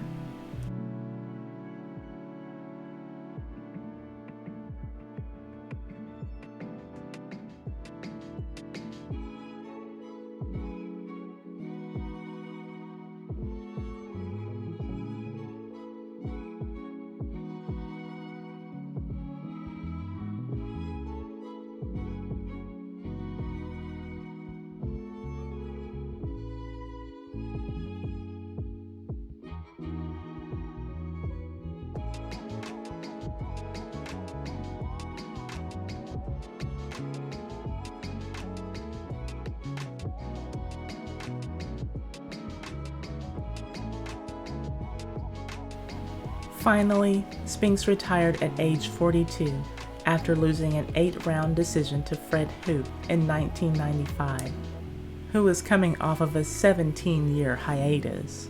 Embarrassing loss after embarrassing loss in the ring. And he was taking losses outside of the ring too. After he lost that fight in Monte Carlo in 1981, Leon Spinks broke into a closed hotel bar, causing so much damage that his manager received a bill for $12,000. And a little later that same year, he was robbed in Detroit. Muggers took his $45,000 fur coat and his false front teeth. Leon Spinks racked up one drunk driving arrest after another. And when his money ran out, he lived in a dank room at a boxing gym. In a very short span of time, he went from living a fairy tale to becoming a cautionary tale for what too much pride and recklessness will do to a life. Do you think that the quick, steep downfall of Leon Spinks was his karma for not caring for his children? Or was it all just unrelated bad luck? Let me know in the comments section. It is worth noting that at some point in their adulthood, it appears that Leon patched up things with his sons. But of course, those matters are rarely well documented. And it is sad to say that one of Leon's sons preceded him in death. In 1990, Leon Calvin was shot to death in East St. Louis as he was driving home from his girlfriend's house. He was an aspiring light heavyweight pro boxer with a record of 2-0, with his 2 professional fights occurring only 1 month before he died. Lou Rawls raised money for black students to attend college, but didn't want to financially support his own daughter. In 1967, Lou Rawls won his first Grammy for Best R&B Vocal Performance for his song Dead End Street. In the same year, he also lost a paternity suit regarding a 7-year-old daughter who he was not claiming. And boy, was he a sore loser. Let's get into it. We'll start this story at the end. If you Google Lou Rawls' children today, you'll see this as one of the names, Kendra Rawls. She is the child at the heart of this paternity suit. What is strange to me is that you'll see Lana Jean Taylor listed as her mother. Whether that is a mistake or an intentional act to somehow erase the real mother or erase this paternity suit from history, it is definitely wrong. You'll see shortly. In 1967, Los Angeles judge Albert Matthews ruled that Lou Rawls was the father of 7-year-old Kendra Patrice Rawls. The judge also issued a temporary child support order that required Lou Rawls to pay $200 per month until a permanent order could be put in place. Usually, family sticks together, but during this case, the stepsisters of Lou Rawls, Marion Morris and Eunice Price, both testified against him. Eva Ballard Merriweather, not Lou's first wife Lana, was the mother of the 7-year-old girl and the plaintiff in this case. She said that just before moving to California and meeting Lou Rawls, she was the girlfriend of Lou Rawls' stepbrother, Robert Lee Beal. According to her, the two of them broke up on the day that she moved to California. That was in August of 1959. Mrs. Eunice Price, Lou Rawls' sister, later testified that Lou Rawls and Eva Merriweather hit it off instantly and started sleeping together practically as soon as they met. How would she know this? Because they were sleeping with each other in her house, according to her testimony. Lou and Eva were sleeping together in Mrs. Price's bedroom during the month that Kendra was conceived and the months surrounding her conception. She testified, quote, "They came to my house around 12 and they went into the bedroom," end quote. She said that the following morning she saw her brother, Lou Rawls, come out of that same bedroom. There was also testimony from a man named John Butts, who Jet Magazine weirdly pointed out was the only Caucasian to testify. John Butts told the court that he was a former public assistance investigator. He was working in that position in 1960 when the plaintiff, Eva Merriweather, applied for welfare support for her daughter. Because Lou Rawls was the suspected father, John Butts asked him to come to his office for a meeting that would include the child's mother as well. Lou Rawls arrived at the appointment before Eva Merriweather. Later, he said that Lou Rawls signed a document promising to pay $10 a week in child support. Later, Eva Merriweather arrived at the office of John Butts, and according to John Butts, when she got there, Lou Rawls said, quote, "Now that she's here, I'll admit it, she's mine," end quote. Eva Merriweather, the child's mother and plaintiff, testified that she and Lou Rawls had sexual relations 2 to 5 times a week during July and August, when she became pregnant. Eva Merriweather said that in September of 1960, Lou Rawls contributed $110 to the support of his daughter, and nothing more than that. Even though there was already testimony from the child's mother and his own sisters that Lou was sleeping with Eva Merriweather, he still tried to deny paternity. Even though the welfare investigator had testified that Lou Rawls had already admitted to being Kendra's father years ago and agreed to pay to support her, a very small sum, might I add, nevertheless, he admitted to that investigator that Kendra was his child and signed a document agreeing to support her in 1960. But here he was on trial in 1967 and acting as if none of what his sisters and the investigator testified had ever happened. When it was time for Lou Rawls to take the witness stand, he flat out denied that he was Kendra's father. Well, the blood test did reveal in the end that Lou Rawls was indeed the father of young Kendra. Lou Rawls, you are the father, and you will pay $200 a month for child support. After the verdict was read, he blamed the outcome on his stepsisters, who, by the way, did not speak to him or his wife during the hearing. His stepsisters? It seems to me that the blame would lie in his wayward pee-pee. When all was said and done, he whined to the media, quote, "That's my family in there. I'm all alone. Can you believe that?" end quote. I'm not at all inclined to have any sympathy for a man who doesn't claim or take care of his children. My only sympathy in this story lies with the little girl who was at the case, hearing her father deny that she belonged to him. I wonder how she felt that day. Before any of you ask me, because I can already see the comments coming, Lou was not married at the time that Kendra was conceived.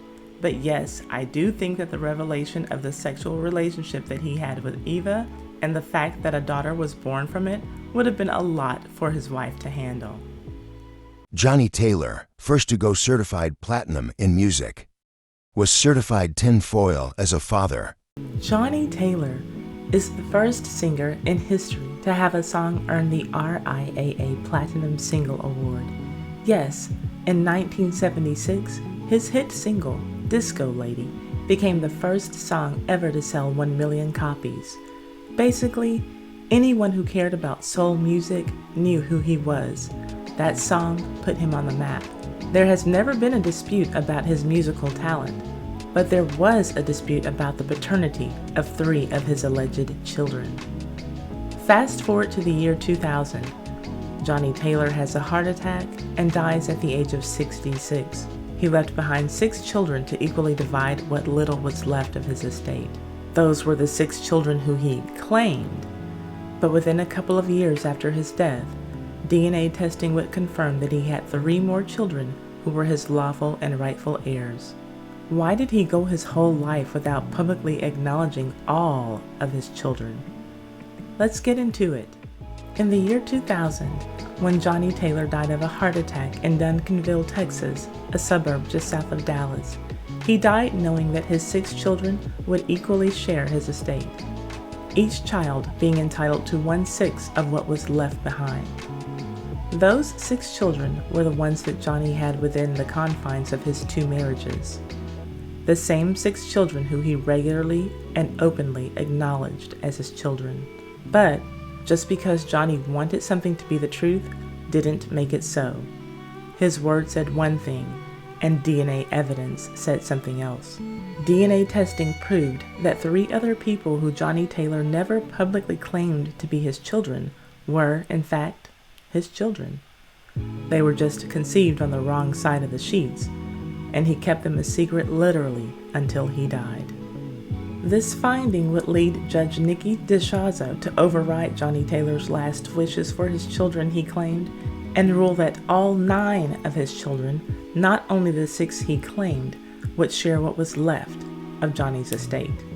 The 3 new additions to the family were Tyrone R. T.J. Hooker of Missouri, Siobhan Taylor Brown of Louisiana, and Bessie Font Bryant of North Carolina. The DNA findings were basically just confirmation for the 3 offspring in question, and what came as a relief for those 3 brought shock and disappointment to the 6 established children of Johnnie Taylor. Every last one of them had opposed granting heir status for the 3 others. What a mess Johnnie Taylor left behind for his 9 children. Here's what each of the 3 newly discovered children had to say. Newly confirmed son, Tyrone Hooker, is a singer who often served as Johnnie Taylor's opening act. He said the lawsuit was not about material gain. Instead, for him, it was only an attempt to establish family ties.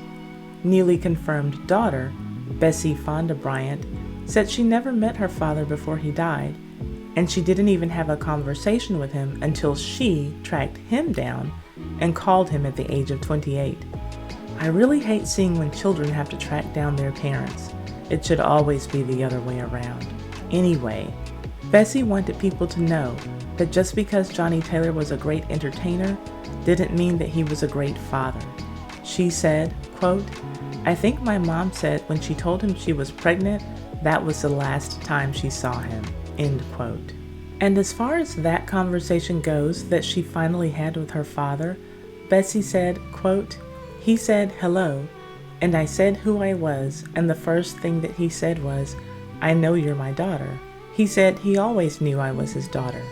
The first thing out of my mouth was, 'Why didn't you try to see me? Why didn't you try to help my mom?' He gave the lame cardboard excuse that my mom had remarried. To me, it was just a cop-out. To this day, I haven't met any of my father's brothers. I don't know a whole lot about my father's side, and to me, there will always be a piece of me missing. It's taken 41 years to prove who I am, but this all could have been avoided if my father had stood up and been a man and faced up to his responsibility.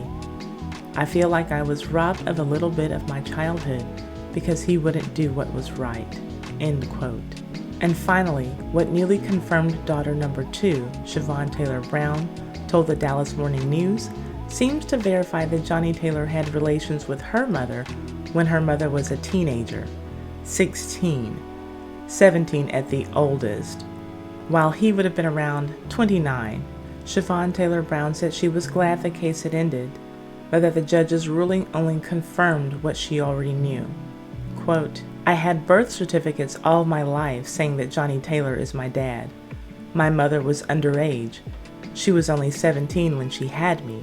That's why it was so hush-hush. She was scared to say anything, and after I got older, I just got up under her wing and I didn't want to say anything either." End quote. Siobhan Taylor Brown probably had the most shocking thing to say, but her newly discovered sister, Bessie Fonda Bryant, who seems to usually go by the name Fonda, definitely had the most to say.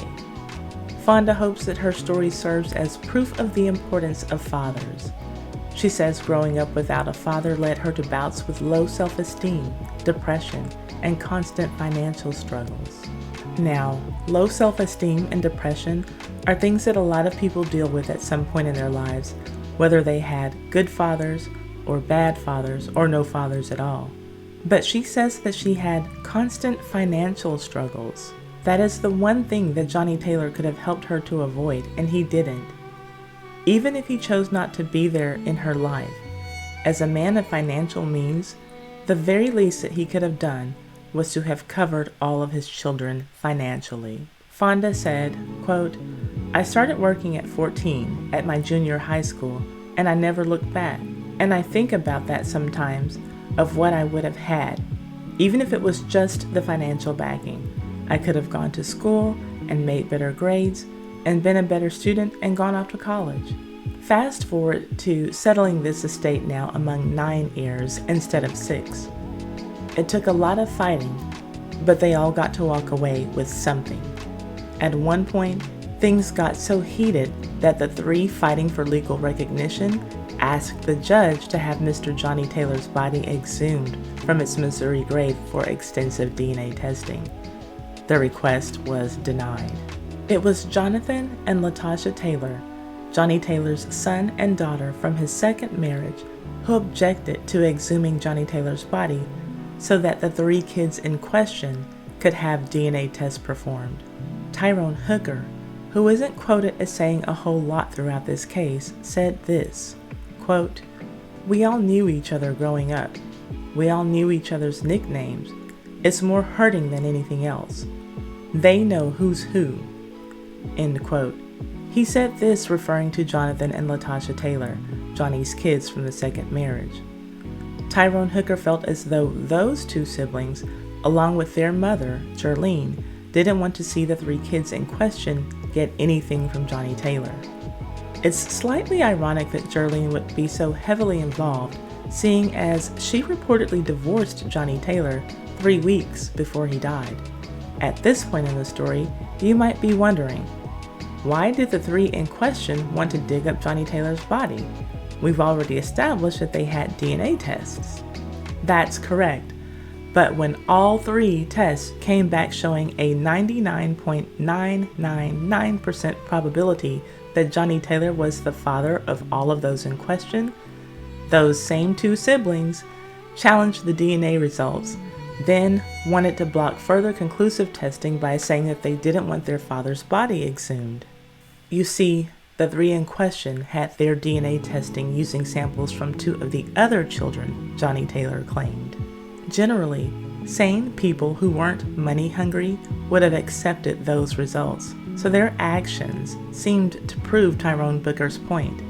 Jonathan and Latasha didn't want the 3 in question to be able to get anything monetary or even to be able to prove conclusively that Johnnie Taylor was their father too.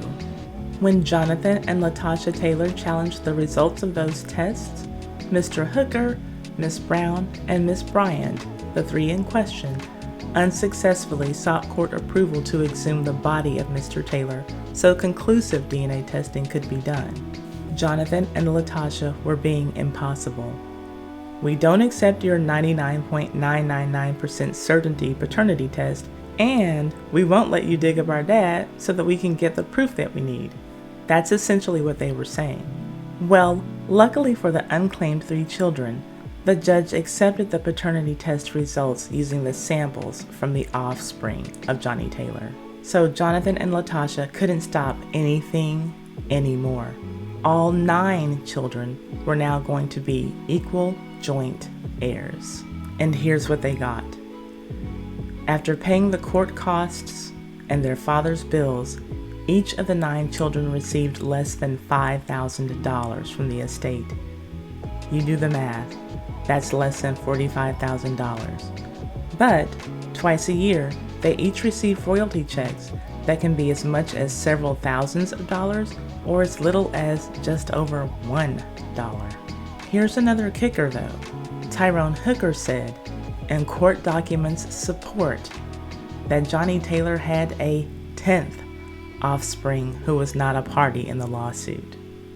Ty said what Ty said, have that person's name, but out of respect for that person, I will not say the gender of that person, nor will I say that name on this channel. The info is out there if you want to find it for whatever reason. Tyrone T.J. Hooker, the newly discovered son of Johnnie Taylor, made it clear that this person is a sibling who did not want to get involved with the lawsuit. This person did not want anything to do with it. And a not so fun fact about these siblings. In February of 2014, 2 of them died just 2 days apart from each other. Floyd Taylor died on February 20th, and Siobhan Taylor Brown, one of the unclaimed 3, died on February 22nd.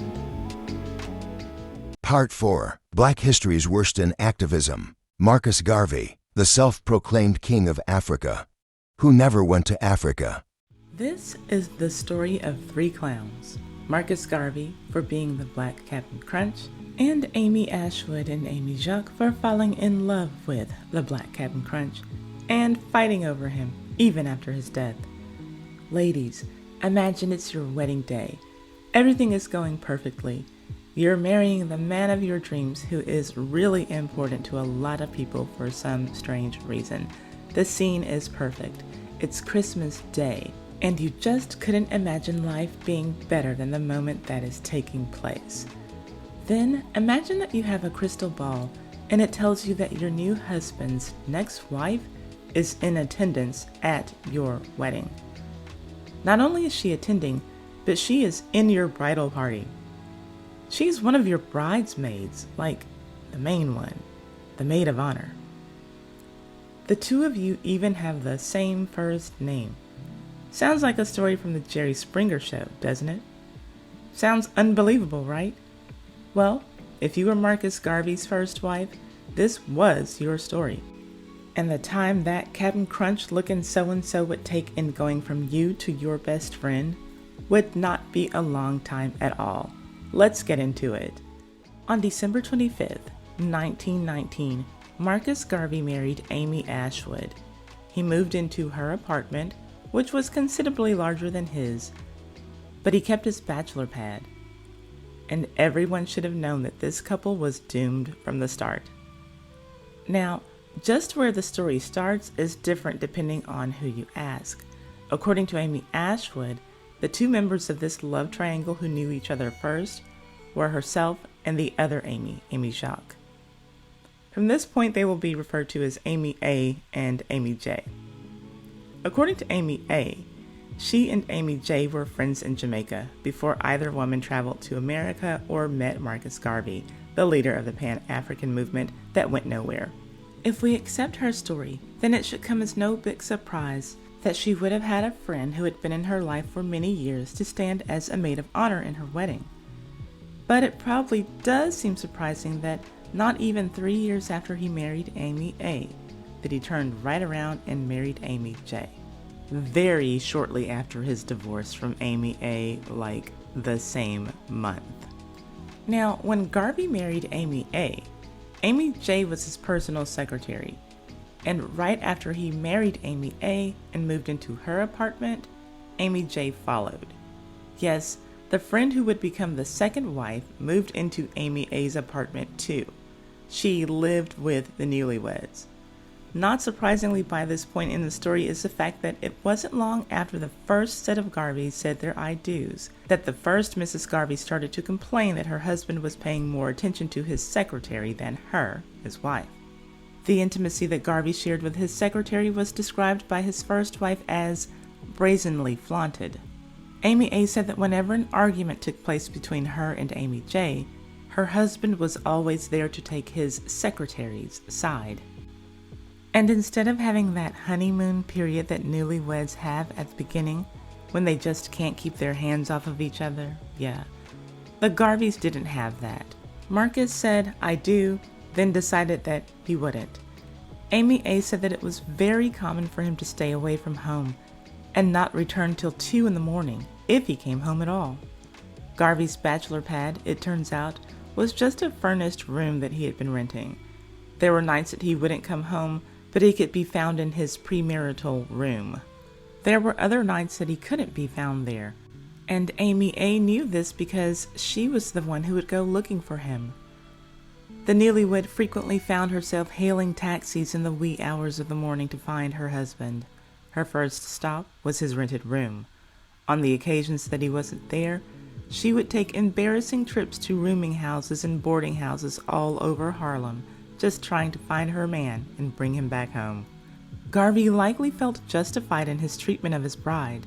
In his mind, Amy A was just a wild woman who he couldn't control, and he hated that she didn't act the part of the wife of an important leader, like he considered himself to be.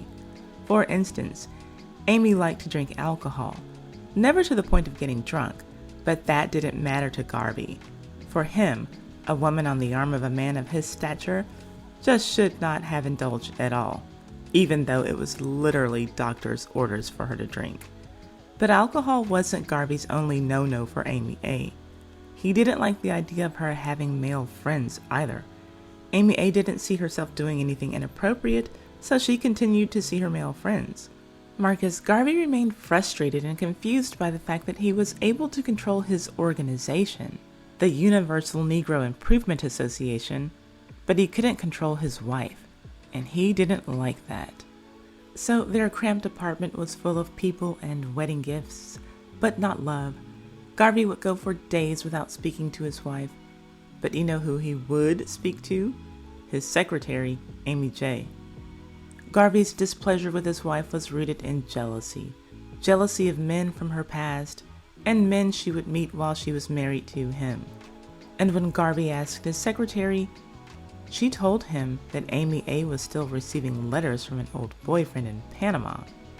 The ex in Panama, plus the well-dressed, good-looking men in Garvey's own organization, were all just too much for him. He was paranoid that men wanted his wife and that she wanted them back. One guy, he said, quote, had all the women around, and to my surprise, after a while, he also had under his influence my wife, end quote. Amy J said that Garvey would often question her about just what to do about Amy A and her horrible behavior. The secretary said that he would often sit and stew, just thinking about his wife being in compromising positions with other men. Well, you know what they say. If you look for something long enough, you'll eventually find it. And that's what happened. Kind of. One day, Marcus burst into their apartment to find his wife having tea with a man. Aha! The man was sitting on the arm of her sofa. Well, you know what that means. Okay, maybe you don't. Maybe only Marcus knew. Because the man was fully clothed, and so was his wife. She defended herself saying, quote, with china cup in one hand and a sandwich in the other, I can't imagine what I was supposed to have been guilty of, end quote. I can only imagine that Garvey's reply was something like, "You know what you did." And it was from this incident that their situation got much worse more quickly. Long story short, Amy J moved out, then Marcus followed her. Amy A actually begged Amy J to move back in, and she did. Then Marcus showed up a few days later and moved back in after his secretary. They only continued to argue even more. So Marcus and the secretary left again. He confided in her that he was going to divorce Amy A. Well, the first set of Garveys ended up suing each other back and forth a few times. This 1921 article from the New York Herald gives a good enough picture of what was going on. Quote, "Promoter of African Republic is accused. Wife asserts he neglected her for friend. Marcus Garvey, promoter of an African Republic for Negroes and president of the Black Star Steamship Line, who withdrew in April an action for an annulment or divorce from Mrs. Amy Garvey, whom he married December 25, 1919, was named defendant yesterday in an action Mrs. Garvey has begun for separation. Justice McCook granted permission to serve him by publication. As her lawyers alleged, he has been out of town since February." Soon after their marriage, Mrs. Garvey recites, her husband began staying out nights for the purpose of consorting with other women. Marcus Garvey made Amy Jacques, his wife's bosom friend, before her marriage, his private secretary, Mrs. Garvey recites, and all went to live in an apartment at 552 Lenox Avenue, where the two women had lived before. Her complaint continues. He took her to the opera and other places. When she was ill, he nursed her. But when the plaintiff was ill and had to go to a hospital for an operation, he refused to pay for the operation. End quote, and wow. The proceedings were long and drawn out, but after the divorce was granted in July of 1922, Garvey married his secretary, Amy J, later the same month. But don't worry about Amy A.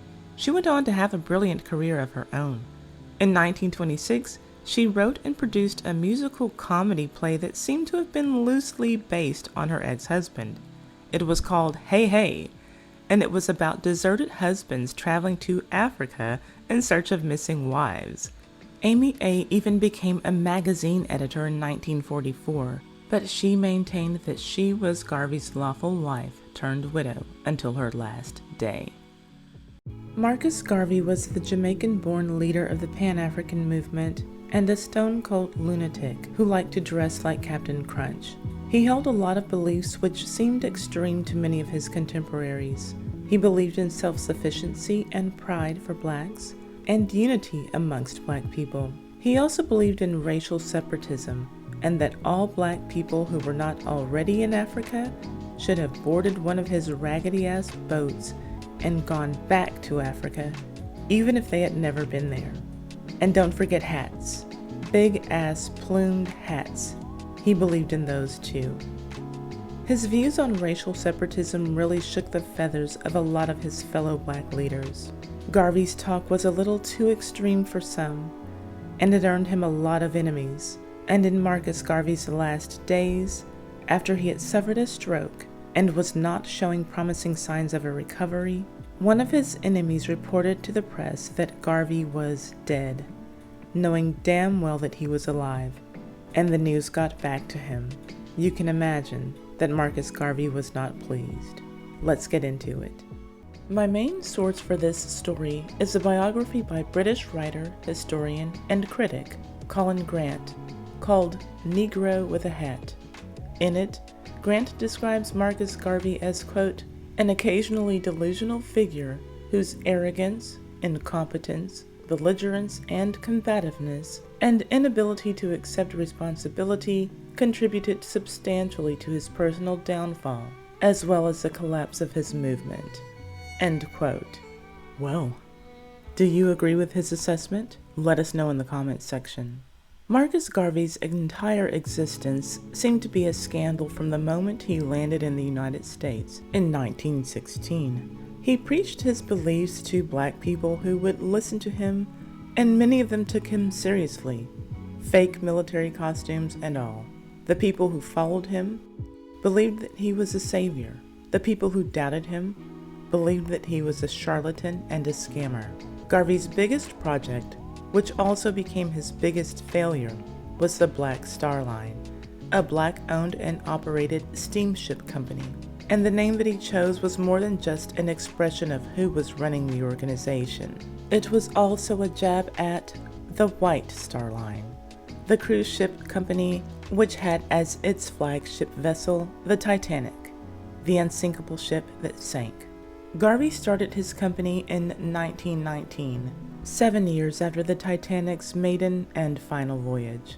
It was his complete misrepresentation of the Black Star Line to its stockholders that landed him in court. One of the vessels in his struggle fleet was literally called the Shady Side. You simply cannot make up this stuff. And eventually, he was imprisoned, then deported. Even with all of this, some black people continued to praise and even worship Marcus Garvey.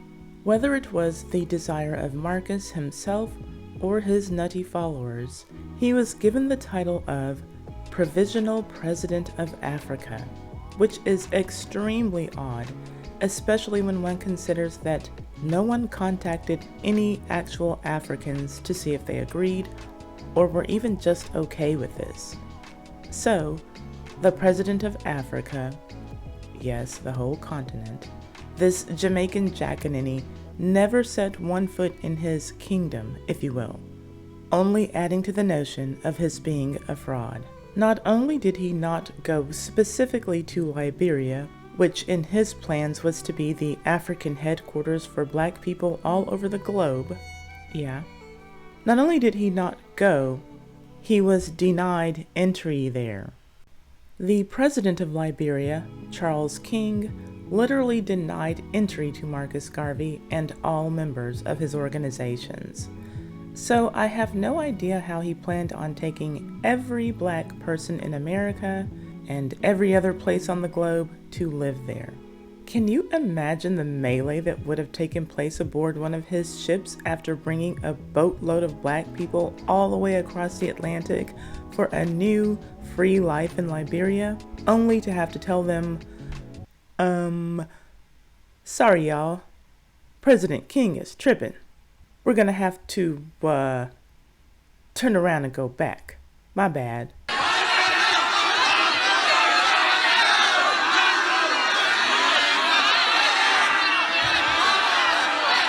He went back to Jamaica, and then after an unsuccessful political campaign, he left Jamaica and went to England, and there is where today's story takes place. I'll go on and tell this part of the story out of sequence, just for the sake of understanding the audacity of Garvey's enemy. Marcus Garvey died on June 10th, 1940, at the age of 52, alone and in poverty. Just for the record, some sources reported that he was 53, and I know that I will show at least one of those sources in this video, but Garvey died a couple of months short of his 53rd birthday. In January of 1940, Marcus Garvey had a stroke that left him paralyzed on the right side of his body, and it affected his speech. And in May of 1940, he was living in West Kensington, London, recovering from that stroke, or at least trying to. By this point, every day of his life was reduced to some form of taking it easy. Part of that was reading newspapers. Well, one day near the end of the month, he picked up a newspaper and saw a headline very similar to this one. According to my source, the one that Garvey saw read, "Marcus Garvey dies in London." Well, I can only imagine the panic that seeing a story like that may have caused him. So he did what maybe anyone else would have done. He checked other newspapers, possibly to find out if it was true or not, and he saw that paper after paper was reporting the story that he was dead. There were obituaries that were not kind at all. He was described as broke, unpopular, and unimportant.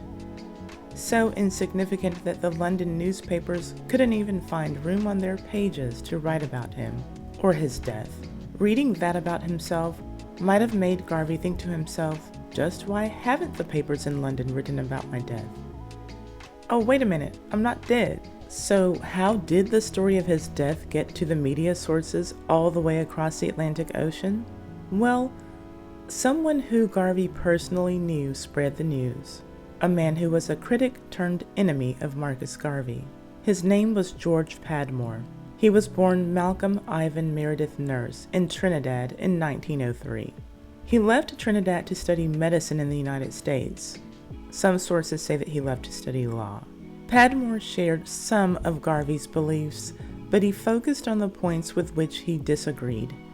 He and another contemporary, C.L.R. James, had launched an all-out attack against Marcus Garvey in an effort to discredit him in every way possible. They would heckle him at speakers' corner meetings at Hyde Park in London, or political meetings anywhere.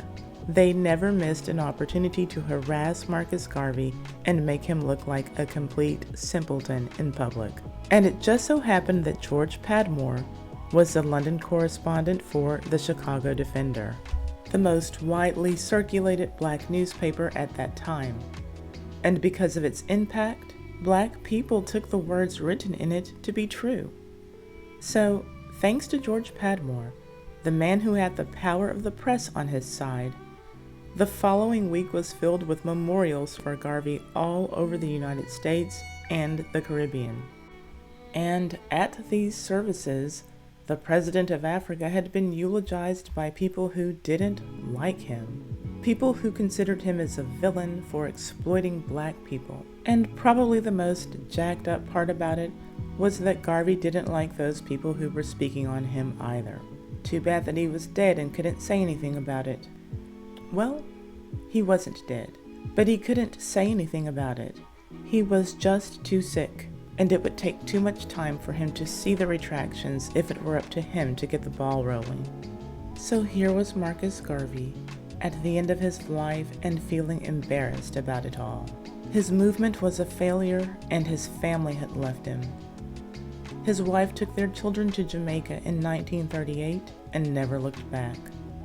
Just for the record, this is a composite photo of the family from the Marcus Garvey Cultural Club.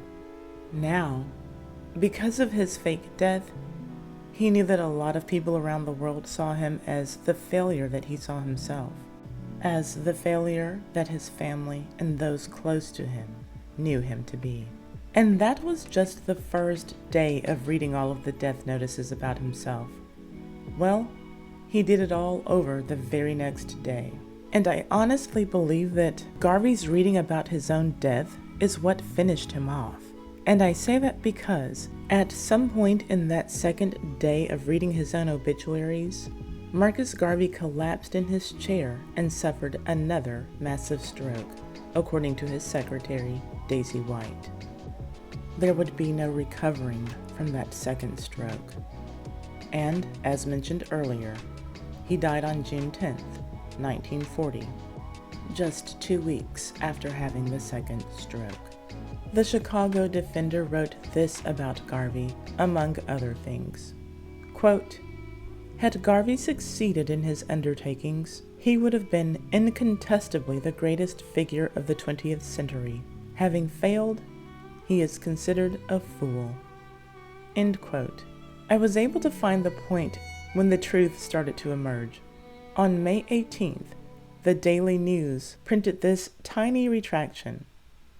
Marcus Garvey lives, new report.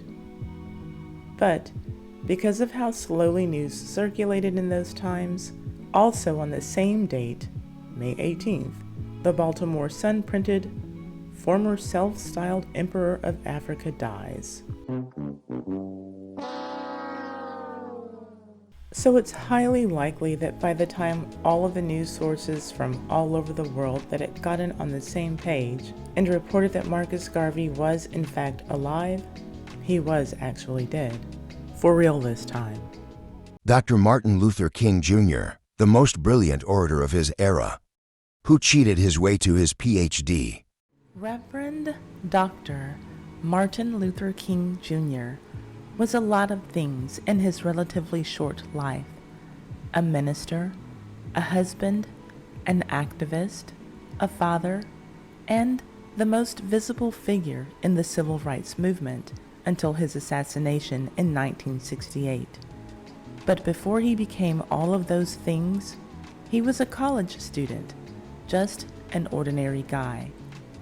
Now, there have been a lot of rumors about questionable things that Dr. King may or may not have done in his adulthood, and we'll get into a lot of those heavier things in a later video.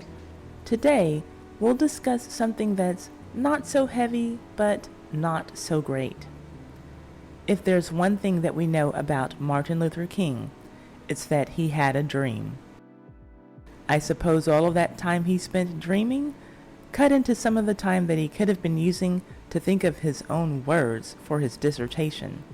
Yes, it has been confirmed that the good Dr. King plagiarized parts of his dissertation, and other reliable sources did some research to prove that he routinely stole a word or two or more from other people that he used in his assignments during the course of his college years, and when he wrote his first book, and even when he stepped into the pulpit to preach.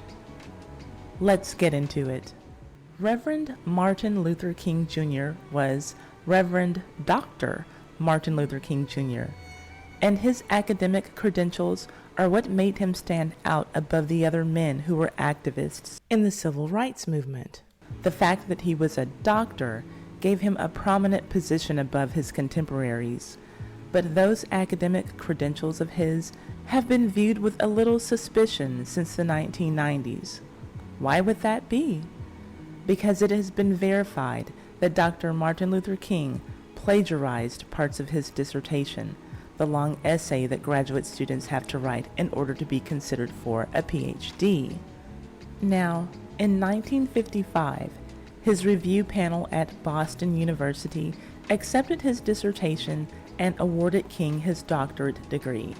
However, a little more than 3 decades later, it was revealed that Martin Luther King had copied into his dissertation multiple paragraphs from sources verbatim without crediting those sources. That is called plagiarism, and his case was pretty obvious. Generally, getting called out for plagiarism is grounds for getting one's credentials revoked, specifically in academia. But that was not the case for King. This, just like other aspects of his life that don't show him in the best light, seems to have been handled with kid gloves. When the Boston University panel of scholars met to review King's case in 1990-91, the committee did find significant authorship issues with his dissertation. The committee attached a letter to his dissertation with the summary of their findings that points out the plagiarized passages, and that letter remains attached to his dissertation to this day, almost like an asterisk on a sports record. Perhaps all of that dreaming that Dr. Martin Luther King did got in the way of his writing his own original thoughts, or at least citing the sources that he used. And one of those sources was a white theology professor named Dr. Jack Boozer. It is particularly odd to me that Boston University didn't catch King's plagiarism right away, because Jack Boozer was a doctoral candidate there in 1952, just 3 years before King, and King heavily copied this man's unpublished dissertation without giving credit. Now, in the end, when King's dissertation was reviewed, Dr. Boozer's widow said that her husband knew that Martin Luther King stole passages from his dissertation, but he never called King out on his theft. He believed in King's work, and he was just happy to be able to help him, even if he didn't get the chance to offer his services. Wow, what a generous attitude. In your opinion, did the University Review Committee go too light on King and not revoke his credentials just because they wanted to protect his legacy? Or did they make the correct decision in not revoking his credentials because his work still held scholarly merit? Please write your answers in the comment section. I'm curious to see your responses. Now, one case of plagiarism is something that most people can and will overlook. However, according to one of King's friends, King plagiarized more than just his dissertation. Reverend Larry H. Williams was known to be a very good friend of King's in the 1940s, and according to him, Martin Luther King's first public sermon that he delivered was also plagiarized. It was delivered at the Ebenezer Baptist Church in Atlanta, Georgia. Reverend Williams said that large sections of King's sermon were taken straight from another sermon by Harry Emerson Fosdick, a sermon called Life is What You Make It. Dr. King was known to have been very charismatic and engaging when he spoke, so I can imagine that his delivery of someone else's words could really fire up a church congregation. But because someone else's stolen words sound more appealing coming out of a different speaker's mouth, does that make it okay for that other person to take those words without giving credit? Maybe if it was just one sermon, but it turns out that Martin Luther King also routinely plagiarized sermons. According to Professor Keith D. Miller, King was particularly fond of Harry Emerson Fosdick's sermons, and he stole several passages from them. One thing that was impressive about King, but certainly a necessity for anyone who made a living out of stealing other people's words, was that he had a remarkable gift for memorizing long passages, so whenever he got before a crowd to speak, he was easily able to pass off the words coming out of his mouth as his own. At least as far as sermons go, Professor Miller did come up with somewhat of an explanation that might excuse King's word thievery to some. And it is basically that, in the world of ministry, there is a school of thought that words are shared assets and not personal belongings. Now, it would be easy for most people to write off the dissertation, and then maybe even some people would forgive the stealing of sermons, especially if those people accept that words are not personal possessions. But King's plagiarism didn't end there. This time, the plagiarism is found in King's first book called Stride Toward Freedom, the Montgomery Story. And the claims of plagiarism haven't come from anyone who personally knows King, so there weren't any personal agendas attached to the claims. This time, the claims came from a number of independent reviewers, many of them who would have even been sympathetic to King's legacy. However, sympathetic or not, the reviewers found that multiple parts of King's books were heavily copied, and again, without attribution or credits to the original sources. And that is called plagiarism. The book contains word-for-word copying of noted religious writers, including Paul Ramsey. And apparently, according to independent reviewers, Martin Luther King's dissertation wasn't his first time copying in the course of his university studies. King is said to have routinely helped himself to other people's work without giving them credit throughout the years of his academic career. There is extensive plagiarism in many of his graduate school term papers. Now, the fact that Martin Luther King was a big-time copycat doesn't make him evil. The stuff that might make him seem evil to some of you is actually coming in the next video. But again, copying words in and of itself isn't evil or bad. A lot of us have copied phrases and sentences from people who wrote or said things so brilliantly that their words captured exactly what we wanted to say, so we just used them. This practice only becomes shady, not evil in my opinion, when the copycat doesn't give proper credit, or in King's case, any credit to the original source. Martin Luther King's cases of plagiarism are particularly puzzling because King was known to have been a good student. The scholars who have reviewed his work and found substantial plagiarism in his writings only know that he did it, but haven't been able to come up with a reason why he did it. And the biggest irony in King's plagiarism is that most of his public speeches are protected by copyright. So if we use his works without permission, we could be sued, even though he never faced consequences for stealing from other people. Yes, Intellectual Properties Management is an Atlanta-based corporation that is the exclusive licensor of his estate, and they might give you a call if you decide to do the same thing to King's work that he did to other people's work. Well, I guess that we know why he was free at last, because copying other people's work really helps to free up a lot of your time. King spoke openly about his own limitations and flaws, and didn't make himself out to be a perfect person. It's time for us to take the same realistic look at him. Eldridge Cleaver, the civil rights activist and rapist who invented penis pants. Members Only is a brand that was created in 1975 that became very popular in the 1980s because of its jackets. Well, not to be outdone, in 1976, Eldridge Cleaver created his own Members Only line, that is, male members only. Yes, a phallus fashion line that he called Penis Pants. Eldridge Cleaver was a failed 1960s GOP presidential candidate, a failed civil rights activist, and a bona fide nut job turned felt fashion designer by the 1970s. One might ask, how does a guy go from fighting the power to designing clothing? Well, because of the particular article of clothing that he designed, my answer would be that rather than free his people, his bigger desire was to free his willy. But you can decide for yourself as we take a look at Eldridge Cleaver and his friggin' penis pants. Let's get into it.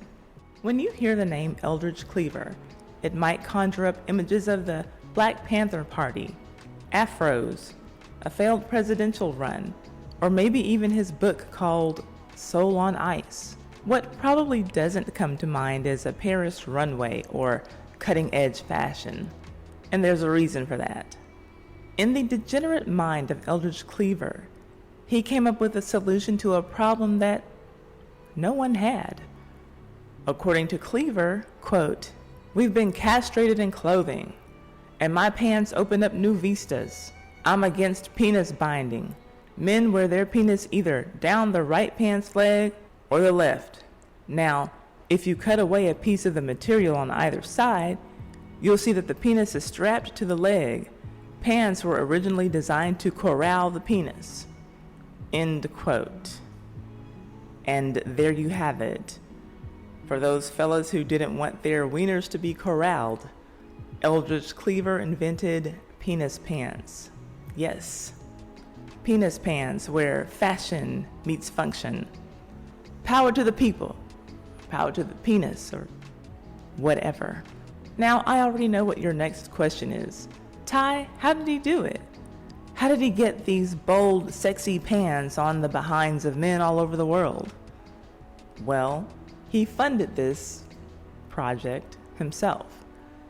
He took $42,000 from his savings, which was mostly royalties from his book called Soul on Ice, to establish Eldridge Cleaver Limited, which was a factory and a retail outlet to make and sell his tacky pants for $20 to $30 a pop.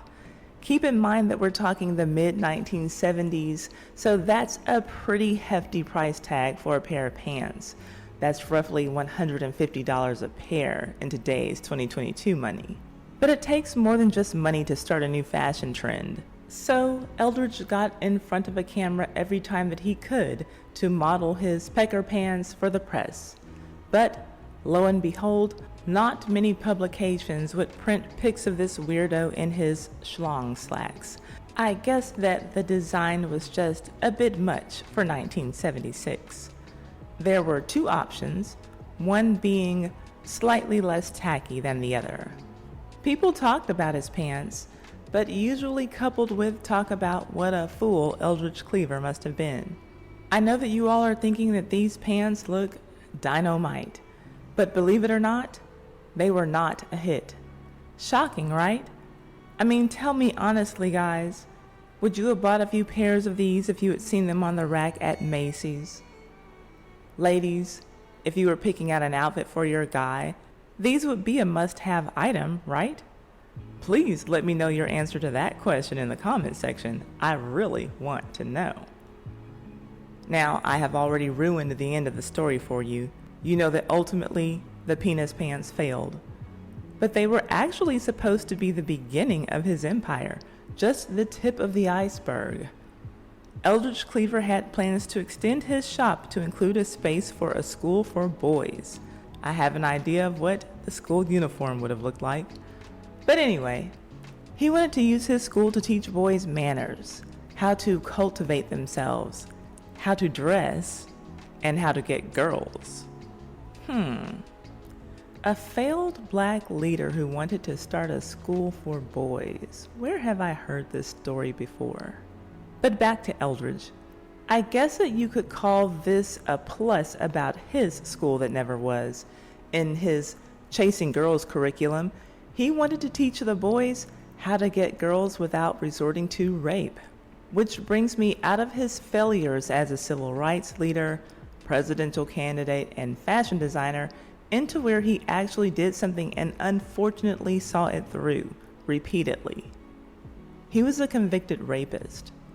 I know that some of you won't want to hear that from me, so you can hear it in his own words from this passage in his book. Quote, "I became a rapist. To refine my technique and modus operandi, I started out by practicing on black girls in the ghetto. In the black ghetto, where dark and vicious deeds appear not as aberrations or deviations from the norm, but as part of the sufficiency of the evil of the day. And when I considered myself smooth enough, I crossed the tracks and sought out white prey. I did this consciously, deliberately, willfully, methodically. Though looking back, I see that I was in a frantic, wild, and completely abandoned frame of mind. Rape was an insurrectionary act. It delighted me that I was defying and trampling upon the white man's law, upon his system of values, and that I was defiling his women. And this point, I believe, was the most satisfying to me because I was very resentful over the historical fact of how the white man has used the black woman. I felt I was getting revenge." End quote. What a moron. I look forward to the day that these so-called black leaders stop thinking that their stupid peens control anything. I can only say that I'm not surprised that someone who would write that would invent these tasteless pants.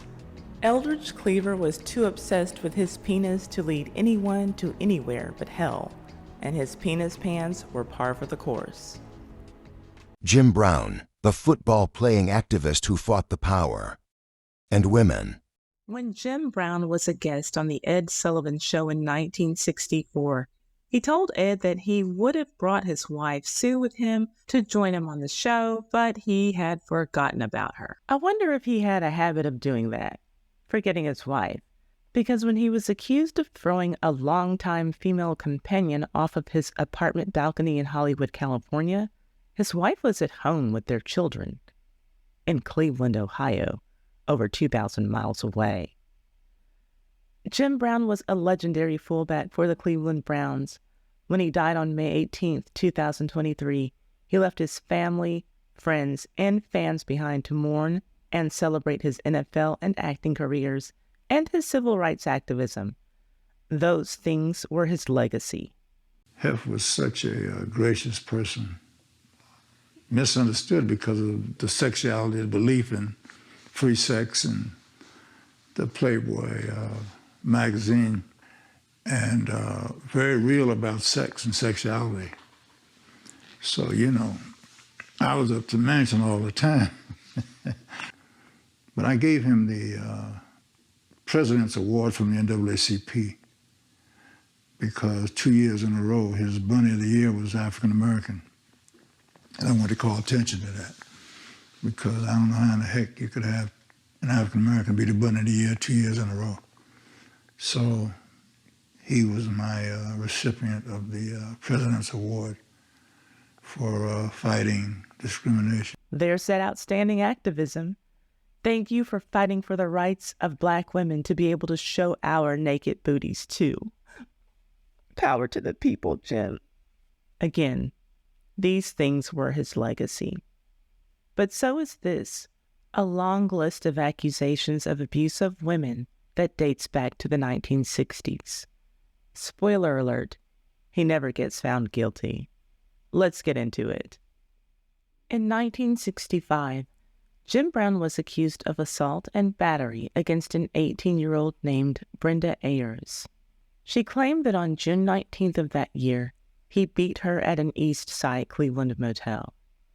She said that he slapped her several times in her face and on her body and squeezed her arms and legs. She was treated for bruises at St. Luke's Hospital. Brown's only comment after being charged was, quote, "I am not that small that I have to beat up a girl," end quote. Brenda also accused Jim of multiple crimes of a sexual nature, but I will go into those details on Patreon as that content is not appropriate for YouTube. A number of the accusations against Jim Brown do involve forced sex coupled with violence. I will cover the assault and battery accusations in this video. Everything regarding his sex crime accusations, Playboy Mansion accusations, and his orgy parties, which he freely discussed, will be covered in my Patreon video. At the time of the Brenda Ayers accusations, when she was 18, Jim was 29.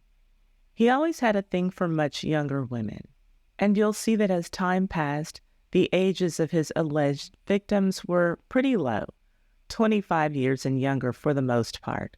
And of course, Jim's age increased as time went on.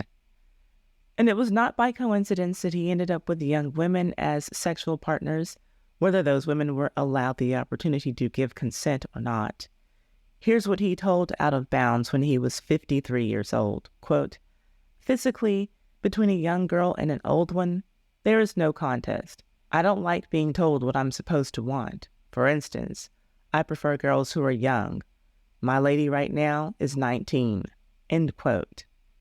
Two more charming quotes from him regarding the ages of women he wanted to screw. "When I eat a peach, I don't want it overripe. I want that peach when it's peaking." And he told Sports Illustrated, quote, "I mess with young women. I know it's bad, but I'm bad," end quote. Well, at least he was self-aware to an extent. But back to his list of accusations. In June of 1968, there's another young woman and another set of accusations. June again. This time it was June 9th. I don't know if you caught it, but the incident with Brenda Ayers was on June 19th. That's just an observation, but you'll see that 3 women accused him of assaulting them in June. The 1968 alleged victim's name is Ava Marie Bonchen. At the time of the incident, she was 22 and Jim Brown was 32. This time the charge was assault with intent to murder. Ava was the daughter of a Jamaican diplomat and a German woman. She was a model who was taking advantage of the fact that the flavor of the moment was black women with a little something extra in the mix. Her agents described her as looking, quote, like a Negro with an Oriental strain. Well, by the time she was wheeled out of Jim's apartment complex, she wouldn't be top priority for any modeling agency because of how badly her face was beat. He was arrested on a Sunday after his neighbors reported that they heard a loud fight in his apartment in West Hollywood. By the way, the reported assault against Brenda also happened on a Sunday. Jim thought on Sundays, and these are his words, that he was a god, that nobody could hurt him, nobody could touch him, nobody was better. And he proved it every Sunday. Anyway, back to 1968 and Ava Marie. When police arrived at the scene, they found her unconscious and injured beneath his second-floor balcony. The doctors who treated Ava Marie said that she had cuts and bruises on her head, mouth, and cheeks, and a dislocated shoulder. The police officers reported finding blood stains on the wall, rug, bed, and a towel in the apartment. And a 5-inch patch of her hair was found on the floor, as well as other fragments of her hair that were found on the bed and floor. Always playing the role of the poor little black man, Jim didn't have an answer for why blood was all over his apartment, And there was a woman with a beat-up face and dislocated shoulder who appeared to have been thrown from his balcony. His only response was that the man was trying to bring him down because he was black. He said, quote, "You big white cops in your goddamn system, everything is against the Negroes. In order to get in, you're going to have to shoot me first." End quote. During the investigation of that crime scene, Jim Brown struck a second victim, one of the officers who responded to the call, John Texeria. He weighed in at 165 pounds compared to Jim's 228 pounds. When John attempted to enter the apartment, Jim, quote, knocked him 7 feet with the swing of his left arm, earning a battery against a police officer charge, which was a felony.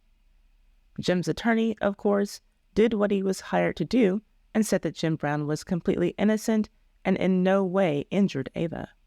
But no one had an explanation for how she was beaten so badly or how blood happened to appear all over Jim's apartment. By the way, at this time in his life, while Jim was entertaining women in his Hollywood apartment, he was married with kids. Some sources say 2 kids.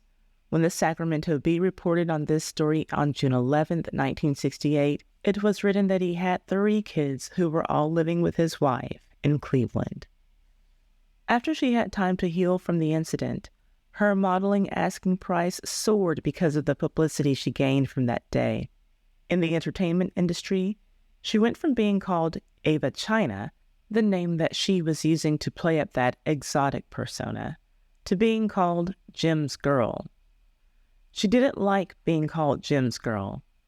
She went on to tell Jet magazine the following year, in 1969, that she fell on her own when Jim went to open the door for the police. Even she never explained all of the blood in his apartment and the cuts on her face and her missing hair. Well, 30 years later, it seemed that Ava Marie realized that she sold her soul for chump change. Yeah, her modeling price soared for a moment. Then nobody cared about her when she got older, as is the case for most models. But when she sat down to be interviewed in Spike Lee's documentary, Jim Brown, All-American, while she pointed at the cuts that were still on her body, she angrily said, quote, "He pushed me. He slammed me. I was young, good-looking, a person who loved life. Why would I jump?" End quote. You go to certain links in this film to show that the old story about him and the woman being tossed out the second floor, I guess it was. Eva Von Chen. Didn't happen the way it was assumed at the time. No, that's not true, Charlie. What we do is, number one, there are only 2 What's people. not true? What you just said. You're saying it didn't happen the way... No, here's what I'm saying. Okay. 2 people, the only 2 people in the room were Jim Brown and Eva Von Chen. Jim has his story. We tried, it took us 4 or 5 months to track this lady down. We found her in Munich, Germany, sent a crew there, filmed her. So we cut back and forth, her version of what happened and his version. And we leave it up to the audience to decide what do you think happened? It looks bad. She says he came towards her, and next thing she knew, she was in the hospital. Jim says she was trying to help him out so the cops wouldn't, when the cops were coming in, so she was trying to climb down the balcony and fell. Come on. Doesn't look good. Doesn't look good. You think she was thrown out? It looks that way. It looks that way. Yeah. Now, one crime that he was found guilty of and penalized for was connected to Eva Marie Von Chen.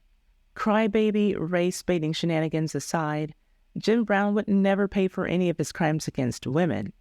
It was his assault of the police officer who responded to Eva Marie's crime scene for which Jim would ultimately pay a whopping $300 fine after he entered a plea of no contest. The judge gave him a choice of either 60 days in jail or paying the fine. And apparently on that day, America's judicial system wasn't racist, according to the revered civil rights activist. His quote in the Portland Press was, "I'm glad this is all over. I think the judge did what he felt was right. We must have faith in our judges.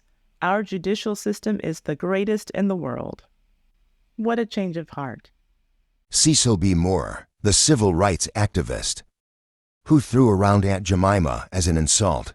Nancy Wilson is remembered as a great jazz singer, but the truth is that she was a pioneer of jazz, blues, pop, and soul music. There are a number of interviews with her in which the interviewer is asking her just which genre of music does she sing. And Nancy Wilson never allowed herself to be put in a box and told what she needed to do or how she needed to label herself as far as her career was concerned. No one could tell her what she needed to do when it came to making decisions. But that's just what Cecil B. Moore tried to do. In the 1960s, Cecil B. Moore was a politician, lawyer, and served as the president of the NAACP for a while. He's one of those activists who often gets mentioned in the same breath with Martin Luther King, and therefore people say that he is worthy of respect. Now, we always hear stories about these great civil rights leaders, and while some of them may have caused some change for the better, a lot of them exhibited behavior that was downright despicable when it came to black women. And Cecil B. Moore is one of those civil rights leaders. In response to hearing a rumor about Nancy Wilson not wanting to hire a black attorney or accountant, he stormed her dressing room and her show stage to give her a piece of his ignorant mind about her business. Let's get into it. Check out this story from the March 11th, 1965 issue of Jet magazine that breaks down the events of that night. The article is titled, "Philly NAACP Chief Clashes with Singer Nancy Wilson."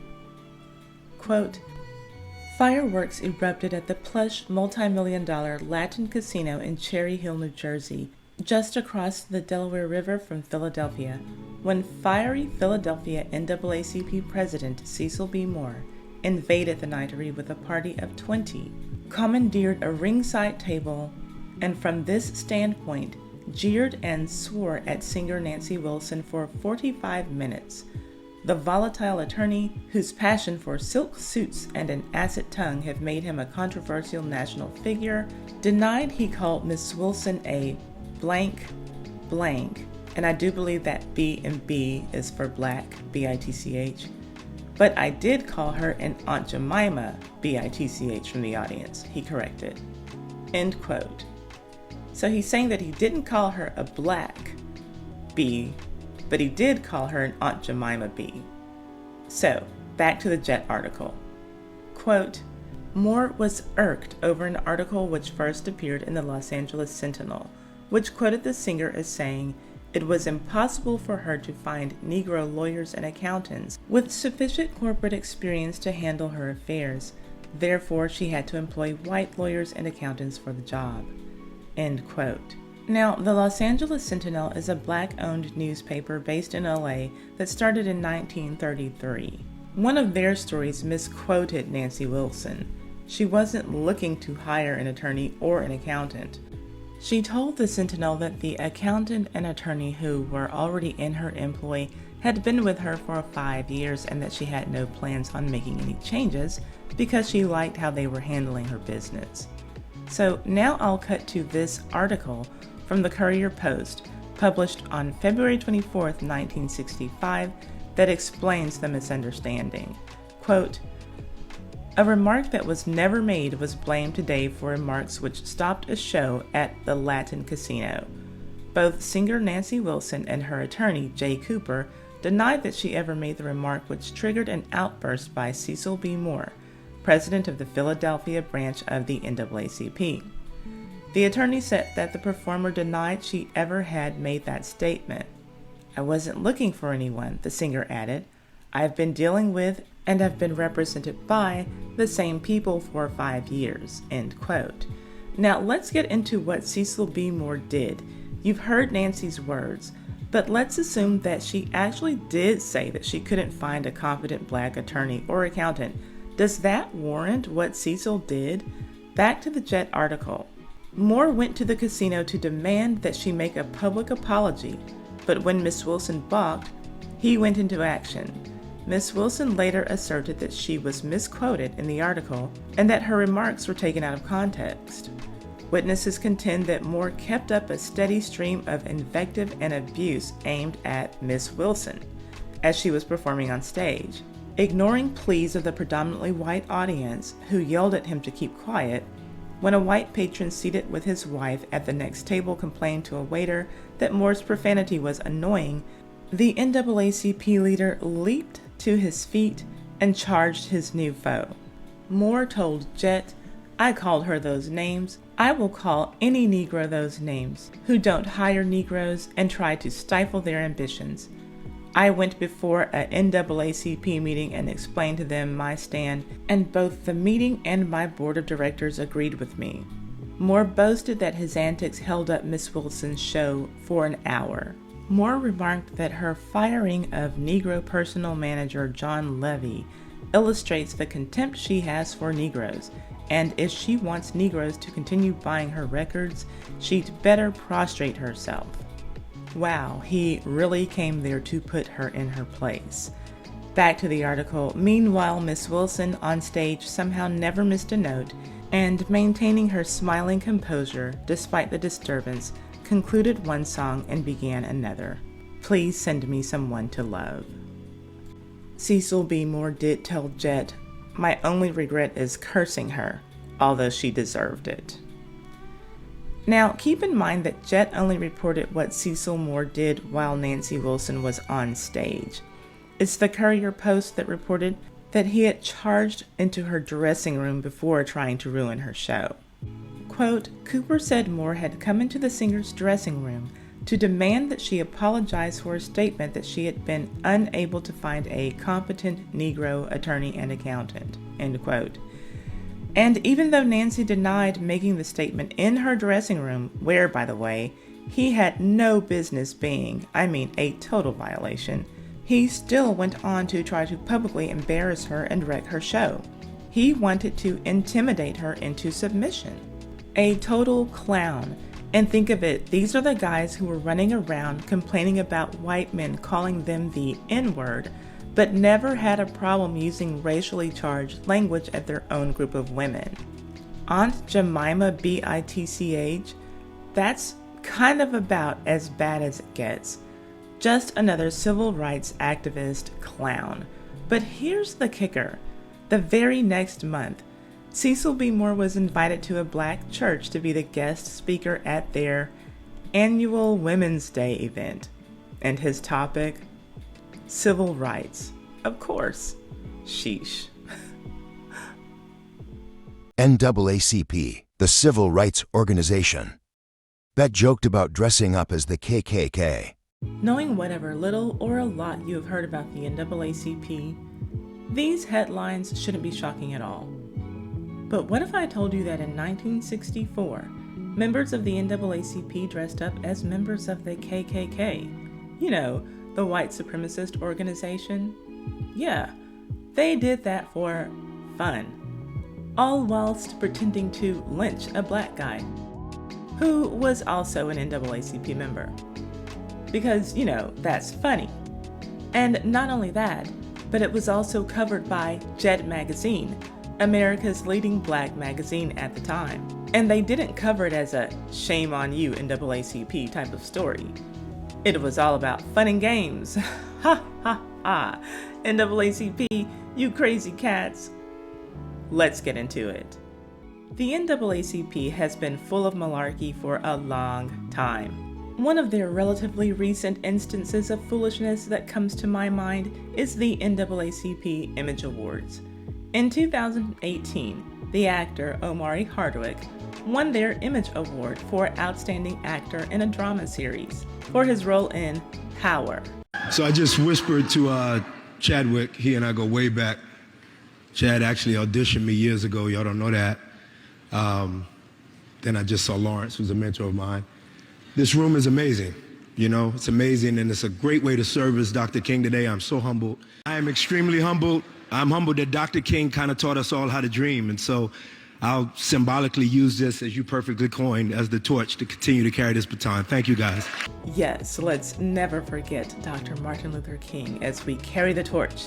In case you are not familiar with Power, Omari Hardwick portrayed a character named Ghost, a husband, father, and businessman who was a murderous drug dealer and who cheated on his wife. So yeah, let's accept this one for Dr. Martin Luther King Jr., this Image Award. Now, race shouldn't matter when it comes to love, but since we're talking about the National Association for the Advancement of Colored People, it's worth mentioning that this character, Ghost, cheated on his wife, a colored person, with a woman who was a lot less colored. No, I don't refer to black people as colored, but clearly the NAACP does, or they would have changed their name of their organization a long time ago. Yet I can only imagine the headlines of outrage from the NAACP if some white politician referred to his black constituents as colored, or if some white person said that about some black person in general. Now, that's just a hypothetical example of the NAACP's hypocrisy and outrage, but check out these headlines. This one from 1962 says NAACP and KKK may clash in Atlanta. Well, that sounds about right. They would have been on polar opposite ends regarding the issue of hotels accepting black guests. That was what that article was about. Then there's this one from 1977. NAACP protests KKK unit. That seems logical too. The NAACP was demonstrating against the Klan because of their presence in a section of Queens. Then there's this 2021 news story about a Florida man, isn't it always a Florida man, in blackface. Well, tonight, the NAACP in Brevard County is speaking out after a firefighter dressed up in blackface for a costume party. And at this point, my only thought was, I know that ain't who I think it is. Because, remember this? Everyone in this photo is black and all of them are members of the NAACP in 1964. Now maybe you're thinking, Ty, you can't hold these people accountable for things that the NAACP were protesting before and after this photo was taken. Okay, then keep in mind that it's 1964, as in the Civil Rights Act of 1964, so you can be sure that the NAACP was running around complaining about white supremacy and its threat to black men in that year. As a matter of fact, in that very same issue of Jet magazine, where this hilarious KKK photo appears, there's a story about the NAACP supporting hospital desegregation in North Carolina, and there's another story about the NAACP winning an injunction to desegregate schools in Mississippi. So suffice it to say, all three of these black NAACP members should have known that these costumes were in poor taste and extremely hypocritical coming from them of all people. My sources for this video are